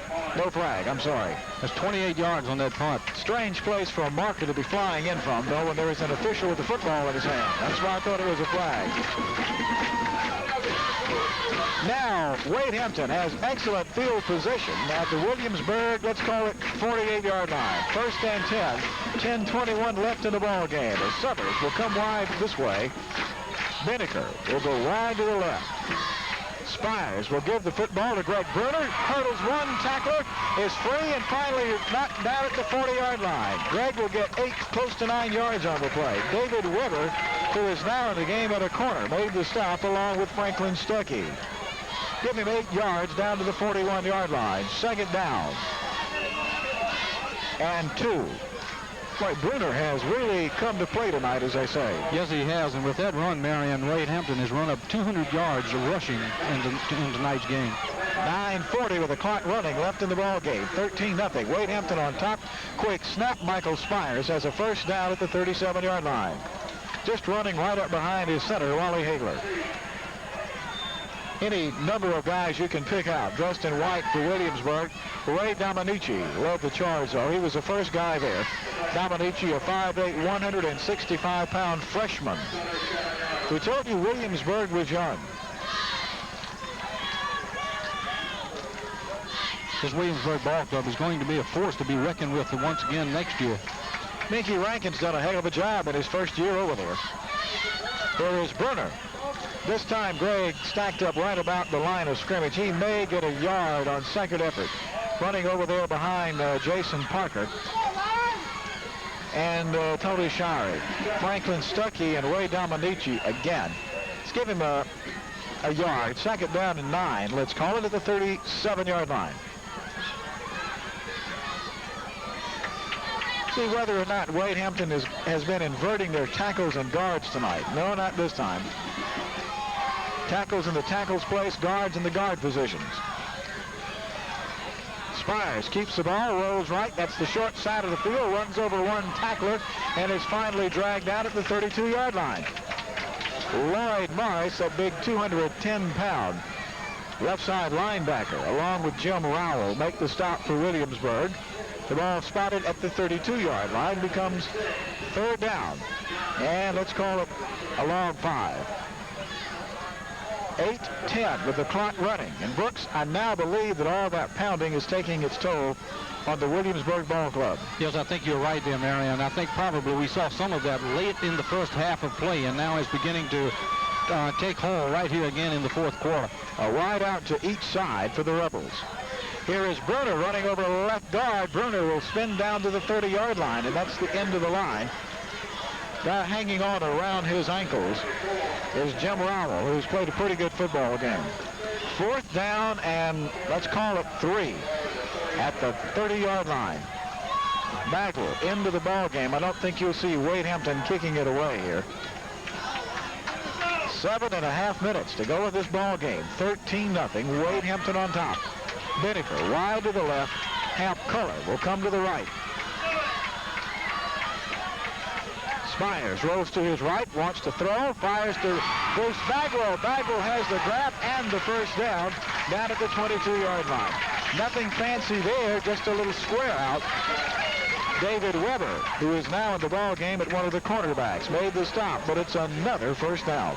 An 8-yard gain, the 7th first down here in the second half, and the 19th on the game for Wade Hampton. Wade Hampton getting a lot more snaps tonight than Williamsburg, which is what they wanted. 7:14 to go in the ball game. First down, Wade Hampton at the Williamsburg 22. Spires up under center. Here goes Bruner. Bruner inside the 20. He'll be stacked up after he gains 4, maybe 5 yards. Franklin Stuckey, Trey Swartz also, and on that stop then. Give him 4 yards, second down and a long 6. Let's call it at the 18-yard line. Wade Hampton doing exactly what they wanted to do in this ball game. They're coming out, controlling the football, and just driving it right down Williamsburg's throat right now. Two tights, wing to the left side. Again, here is Michael Spires on a keeper. Spires will get maybe a yard to the 17-yard line. Trey Swartz and Scott Williamson lead the defensive surge then for Williamsburg. I've been very impressed with this young Stallion ball club. They may be the favored team going into the 1986 football season. They very possibly could be, and they had that rollout that time, or that keeper sniffed out by Spires, because they really came up and hit him hard. They have a timeout. Time stopped momentarily for some reason. It's third down and 4 at the 16-yard line. Michael up under center. It's quick screen to Hamp Culler on the left side. Culler cuts back inside, a block by Bruce Bagwell. and I believe will be short of the first down around the 13-yard line. We'll see in just a moment. We're going to spot the ball on the 10. Well, he'll have the first down. It'll be interesting to see exactly where they spot the ball, because it is according to the spot as to whether Wade Hampton can get another first down or not. I believe it's going to be first and goal at the 10-yard lines. The ball is sitting squarely on the 10. If it is, they cannot get another first down. They have to make it into the end zone. 5:35, clock running. Left. That's all there's left in this ball game. Wade Hampton on top, 13-0. Too tight, swing to the right side is Color. Here is Greg Brunner running over the left side. Brunner cuts it upfield inside the 5 down to the 3-yard line. Good blocking on the left side by Conklin and Parker. And they have done that so well tonight, and so well in this drive for a state championship. Dominici and Stuckey again leading the defensive charge. Chris Hunter will come into the ball game, and Bubba Smith will come out. And talking about a good blocker, there's one coming out of the ball game right there. Smith, who's done a great job blocking. Lead blocks for the tailback tonight, Brunner. Second down and goal from the 3-yard line. Here goes Brunner over the left side. Greg Brunner's into the end zone for a touchdown. And again, Jason Parker and Chip Conklin over on that left side, along with the end, which was Robbie Binnicker. And I think Wade Hampton just put this one out of reach at the 4:47 mark. A 3-yard zip by Greg Brunner, who has had a ton of yardage here tonight. Bruce Bagwell on to try the PAT. Here's Michael Spires, will spot it at the 10-yard line. Bad snap, good kick. 4:47 left in the ball game. Wade Hampton 20, Williamsburg nothing. 4:47 left in this 3A state championship game in 1985. Wade Hampton now with a commanding 20-0 lead. Brooks, what about that drive? Okay, that drive was 48 yards, 11 plays, 5 minutes and 34 seconds. And here in the third and fourth quarter, Wade Hampton has really consumed the clock. Bagwell to kick it off. Bruce slips, hits a squibber downfield, picked up by Trey Swartz at the 20-yard line. Swartz to the 25, and he will go down. There's also a flag, 2 flags down. Bruce slipped just as he got to that football.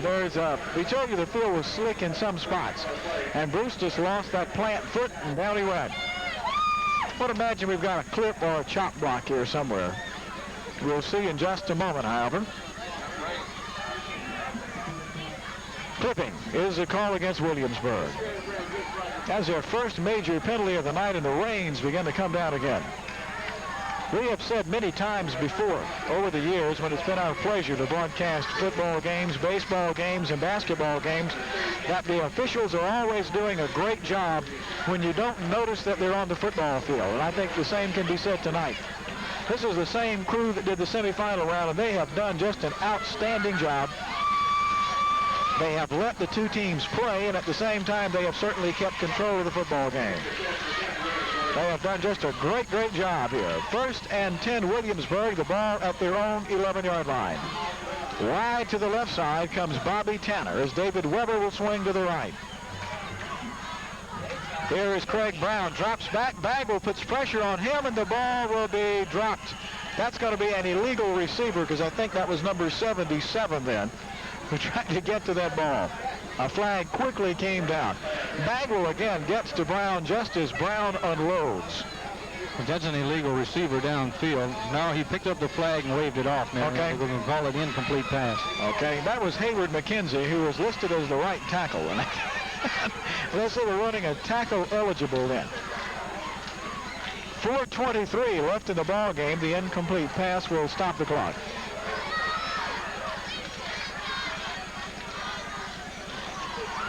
David Weber comes wide to this side. Trey Swartz will go wide to the other side.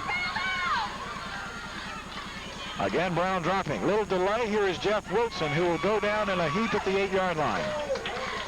Guess who is there? Tony Showery. I would pop on brakes and go down myself if Big Tony were coming at me. Frank Newton now in the ball game. Let's see who else is out there. Chuck Rose is at nose guard. Newton. Bagwell is at one end. Showery is still in there. See who is over at the other end. Is that 60 over on the other side or 50? I believe that is 60. Over on the other side is an end, which means that is Hagler, now playing one of the defensive end positions. 3rd down and 13. Craig Brown drops back, looks going downfield for Weber. Incomplete. Pass broken up by Robbie Beneker up at the 33-yard line. I'll tell you, Weber may be one of the finest receivers that we've seen all year, Marion. He really gets himself open, but Beneker made just an outstanding play that time to break that ball up. At 6'4", he is well coordinated and very much a college prospect at 6'4", we might add. There's another college prospect standing back at the Williamsburg 45-yard line. That's Michael Spires. As Brown, we assume, will put it away on 4th down and 14.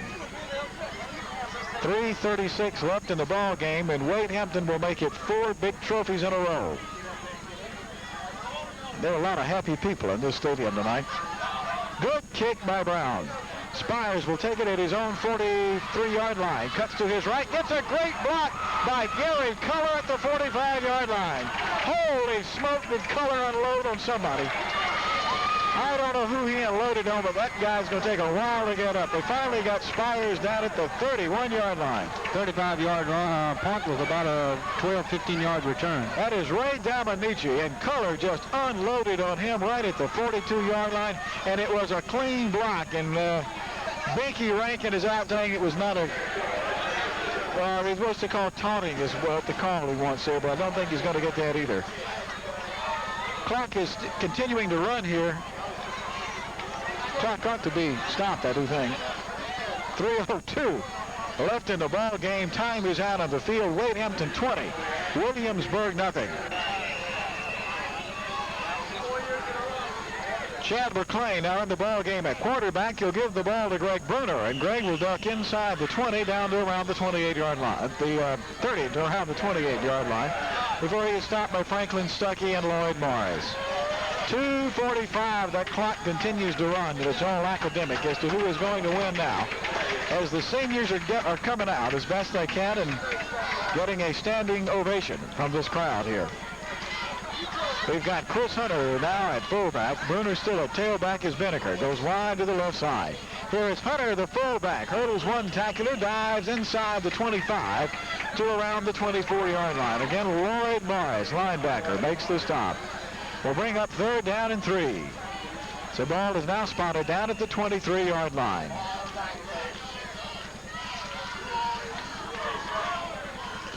Tate Gressett in the ball game as a wide receiver. He'll come wide this side. Robbie Beneker goes the other. McClain up under center. Almost dropped the ball, keeps it himself, turns it downfield. Chad, not really known as a runner. And he will get a yard and maybe 2 down to about the 21. Well, now they'll spot it, yes, at the 21-yard line. Wayburn posted one of the ends on the play. 4th down at a yard. Clock runs 1:43, and they've stopped it while they bring the chains in from the far sideline to make a measurement. We're going to have Coach Freddie Stabler up here after the ball game, and we are going to chat with the coach, and he will tell you all about this ball game. On that last play, Marion, I don't think McClain had any intentions of running that football. I think he bobbled it a little bit coming out from under the center, and he had no choice but to run with it. I agree with you. I think the last thing he wanted to do was run with that ball. 4th down and 4th down at inches, shall we call it. There goes Gressett wide to the left side, Beneker to the right. Nobody's trying to run the score up here. It's just that you don't punt the ball away on 4th and inches. There goes McClain running the ball. There's a flag coming in from the head linesman on the far side of the field. Offsides, Wade Hampton. Now we'll move it back 5 yards and make it an entirely different play, but you still don't punt it when you're down on your opponent's 26-yard line. It's been kind of a trying year. You know that, Brooks, for Freddie Stabler and Wade Hampton. So many people expected so much from the Wade Hampton Ball Club. Maybe they expected too much. They called them invincible, unbeatable, a class of class, the best independent team that had ever been assembled. You know, I think all the people that have said that maybe misinterpreted the competition just a little bit also. But the competition is, I'll have to say, has been more than I expected this year. Been better than any year we can remember. There goes Chris Hunter on a sweep around the left side, and Hunter will have a first down inside the 20-yard line. Chris has not had the opportunity to run the ball a great deal this year, and he's certainly making the most of it. Chris is a senior, and he won't be back anymore. 1 minute left in the ball game. First down and 10. The ball spotted at the Stallions' 16-yard line. Chad McClain, the junior quarterback. He'll be back next year. Quick pitch again. Here is Chris Hunter. This time Chris cannot get away. The ball is loose on the ground, but the play may have been blown dead. Back at the 20-yard line.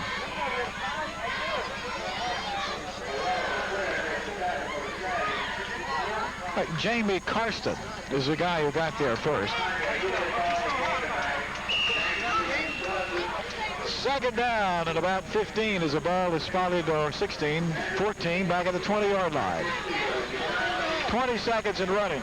And that's all the time there's left in this ball game before the guys in red and all their fans start a celebration. Eye in the backfield, two tights. Here goes Chuck Rose running from the tailback position, and that will do it. 3, 2, 1. It's all over. And for the 4th year in a row, Wade Hampton will claim a state championship in 3A football. And they do it with a 10-1 record, and that quite simply is the best record in the school's history. And they do it under a new coach, and there goes Freddie Fogg, as they call him, out at the 35-yard line, getting a ride on the shoulders of his players. Being congratulated by Chip Conklin, and in return congratulating Chip Conklin. There goes the fireworks display down in the south end zone. The Williamsburg players and the Wade Hampton players shaking hands, and believe me, Williamsburg has nothing to be ashamed of. They came in here playing primarily juniors and sophomores, and boy, oh boy, will they be a force to reckon with next year. But that is next year. For right now, it is Wade Hampton's night, and Wade Hampton's night to celebrate, because they have earned it. They've been through you hate to say it, a team that goes 10-1 has been through any adversity. I think the adversity that they went through was the fact that people expected them to just go out and beat the brains out of everybody they played. The defense shut them out here tonight. I'm certainly that Stabler and his defensive coordinator, Jimmy Ziegler, are very happy about that.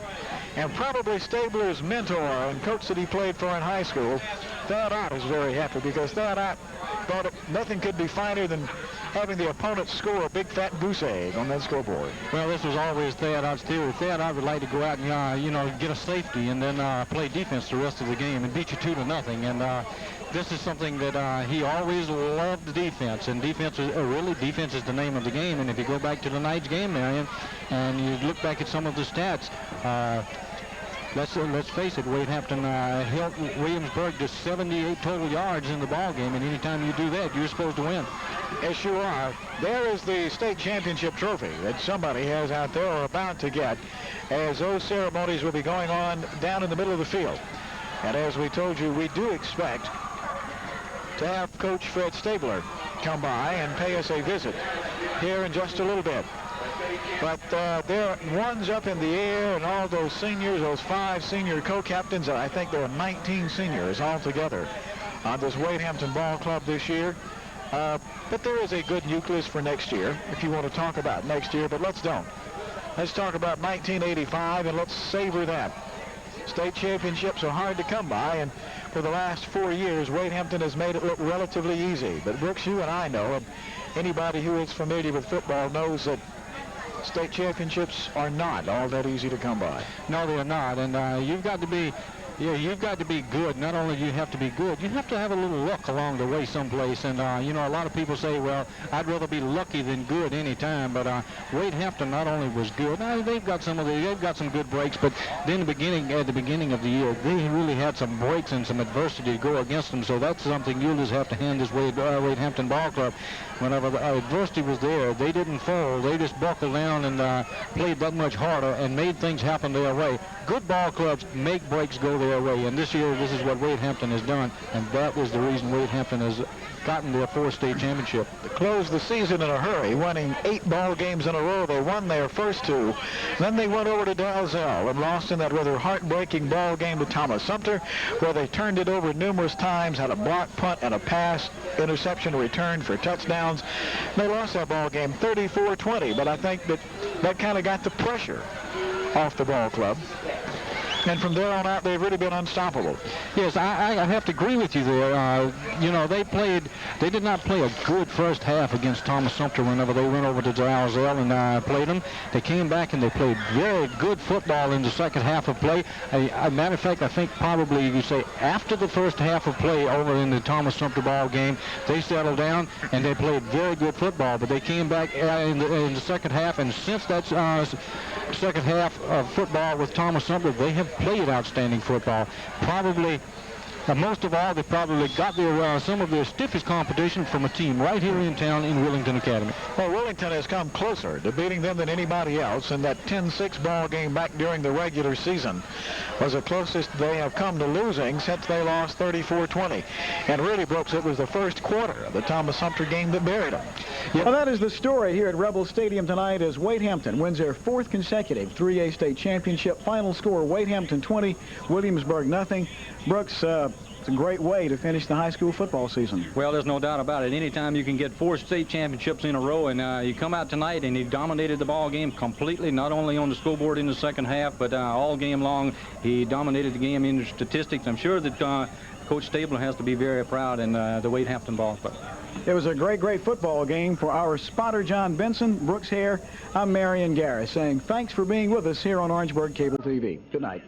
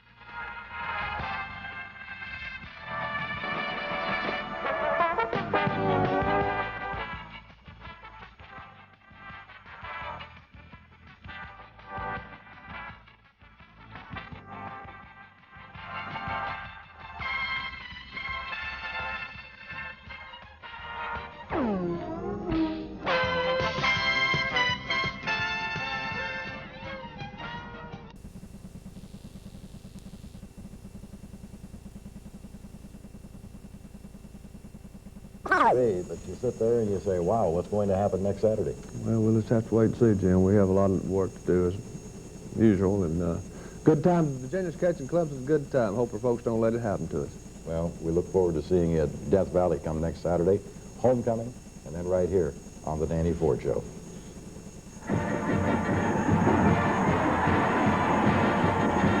The Danny Ford Show, highlighting Clemson University football action with Clemson coach Danny Ford and the voice of the Tigers, Jim Phillips. The Danny Ford Show has been brought to you by Southern Bank. Reach out and touch your money with Southern Bank's 724 service.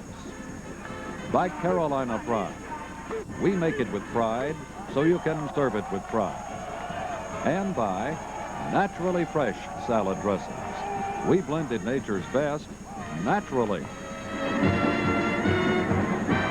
Next week, join us for a report on the Clemson-Virginia game from Death Valley.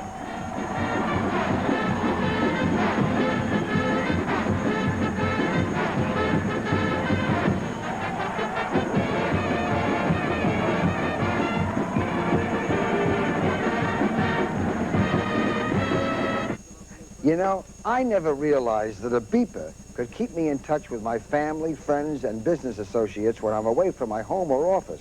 But boy, was I mistaken. With a beeper, I can be contacted at the studio, on location, at the tennis court, wherever I am. Star pages come in many models, including a voice with memory display model. Use them in the entire Columbia Central Midlands area. Star page, a quality communications that suits your lifestyle.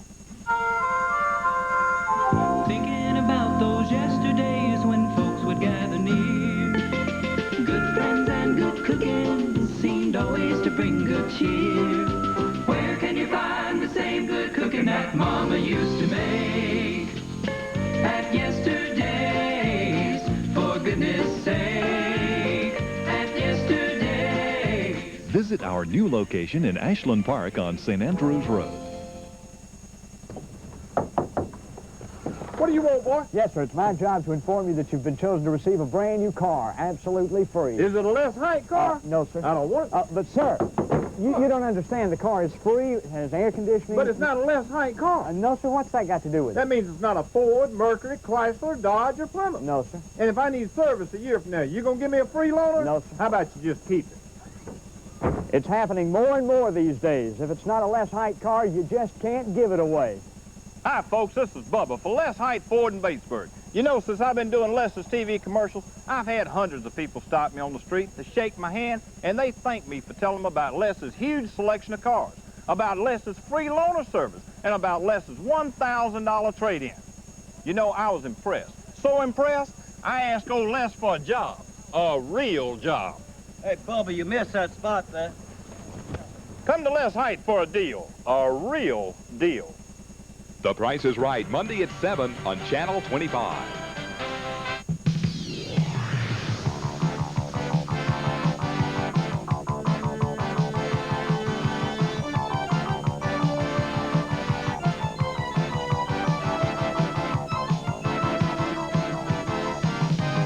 The Coach Joe Morrison Show is brought to you by Carolina Pride.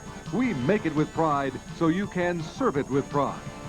By Quincy's, a cut above, with over 200 locations throughout the Great South. By C&S Bank, old values, new ideas. By AT&T, the right choice. By the Columbia Coca-Cola Bottling Company, Coke is it. And by More Hudson Oldsmobile, 7201 Sumter Highway.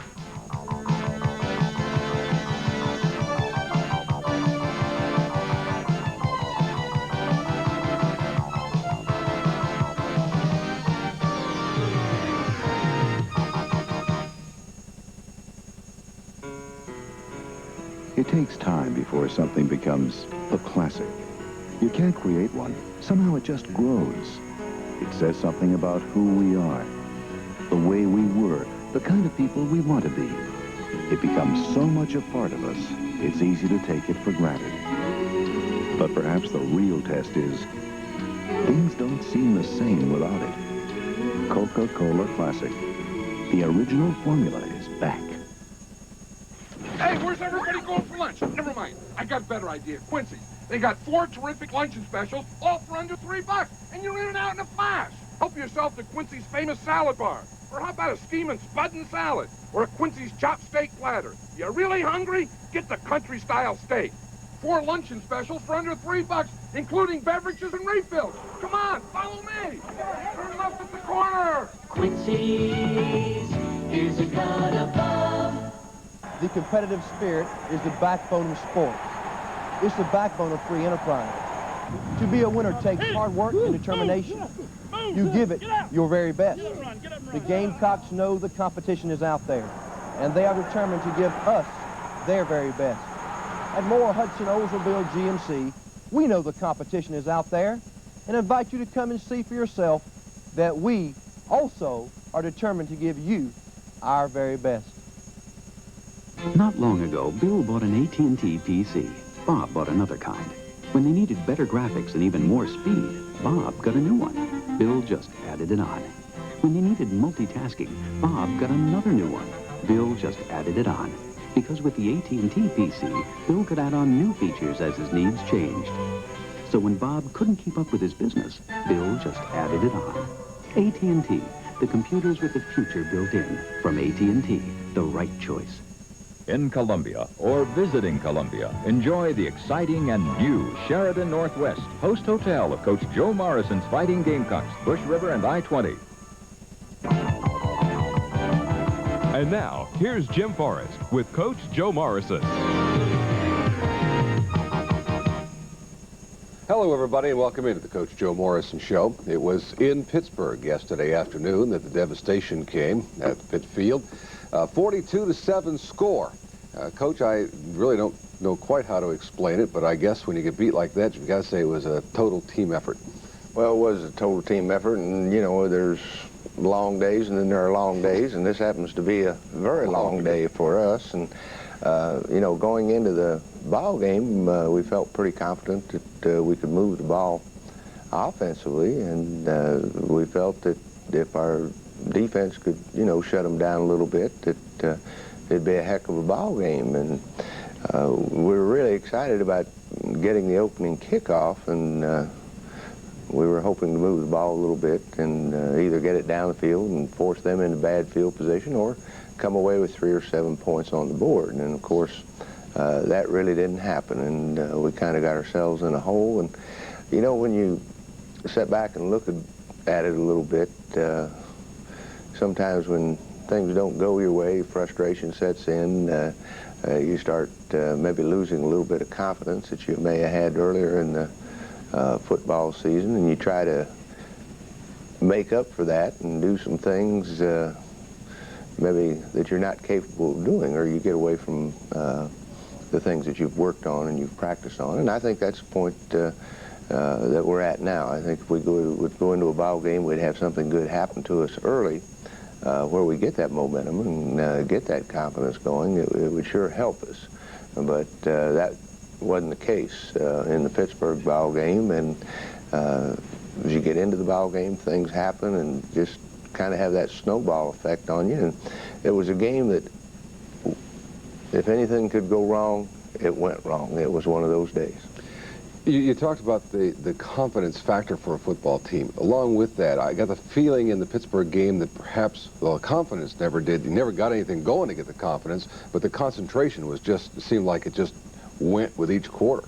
Well, we had some mistakes that, you know, right now we don't have an explanation for, but we'll get it figured out this evening and certainly by tomorrow. And, you know, when we have the opportunity to talk with our young men and see what the problem was out there. But you're right. It's just you got to be able to think out there as well as play. All right, let's go ahead and take a look at some of the action from the Pitt on yesterday afternoon. It was 55 degrees at game time. Started off a little bit overcast, and right under the Cathedral of Learning, a very impressive building up at Pittsburgh. Some 37,000 fans into the stadium taking this action. Pitt won the coin toss. They deferred to take the second half kickoff, so you received to start the ball game, and they proceed with the wind at their back to knock it into the end zone. You're going to start on the 20. Wind was gusting a little bit, but, you know, it wasn't a steady wind, and we were happy to get the football, and Mike comes out, and protection was pretty good there, and we threw it to Danny Smith, and this is one of, you know, Kent thought Mike had the ball, Mike thought Kent had the ball, and we ended up turning it over, and fine play by Joe Brooks. They come with an opening sweep, and Joe supports very well, and that was just a fine tackle. The defense played well here because you really, playing on the road like this, could have buckled under quickly, and you make some good defensive plays here. Hodge made that. I'm sure it was a little discouraging to them when we get the ball and turn it over that quickly, and all of a sudden they're on the field, but they missed the field goal, and we turn the ball over, they miss the field goal, we come out not giving up any points, and you have to be encouraged by that. And then we come back and good run by Ken Haygood up the middle. Well, they're definitely having some problems with their kicking game. And Haygood, this looked like, now it could be the start of a promising drive. He had some things going for you pretty well here. Haygood gets only one on this one and a 3rd and 1, but it gets you a first down. Now it's 1st and 10 at the 30. Fine running ability by Thomas Dendy. Had you leap over the pile there and picked up about 6 yards. 2nd and 4. Come back with a screen out to Sterling Sharp, and he had to bring it back inside a little bit. Got some pressure, which forced him back inside. And we picked up just a few yards on it. 3rd and 2, and looking for the first down here. And boy, he did come up just short on this one, and O'Connor has to punt it. Just kind of hits a low shot downfield. And with a pretty good return. It was. You know, I guess, again, looking back over the season, we've had days where we haven't played well on one side of the ball over the other, but our special teams, for the most part, have played well. But this particular day, we just really didn't play well on either side of the ball or our special teams. And this gets them started on a drive, and Anthony Brown around the left side there, he is a good back. They got some good backs. This is Tom Brown up the middle. And it's this is their big 3rd down, 3rd and 3 at the 9. And Anthony Brown completes a 67-yard drive. They did it in 8 plays. And this is one of the things we were concerned about going into the ball game, is taking the ball and running it right at us. But I thought, you know, we have to give them some credit. They did a pretty good job of mixing those high percentage passes in there and keeping some of those drives alive. Got some things over the middle. And here's one straight up the middle now by yet another one of their running backs, Darnell Stone. He gets 23 yards on this one. This is a drive that started after you got nothing going offensively again. They get the ball down to the 1-yard line, and the defense really plays well right here. 4 plays worth that's going to take Pitt to get in. Shed Diggs made the tackle the play before, and then they have a fumble between the center and quarterback, which they've had some problems there. We saw on films earlier. Come back with a pitch out, and again, we get him out on about the 1-yard line. Dunlap there getting over to get Gladman. Come back with a bootleg and had people in position, and he kind of faked the throw a little bit, and they went up to deflect the ball, and he just scooted on around and into the end zone. Just did step in. It's 14-0, but here's the play of the game. This is, they had to have thoughts of last year. Well, again, that's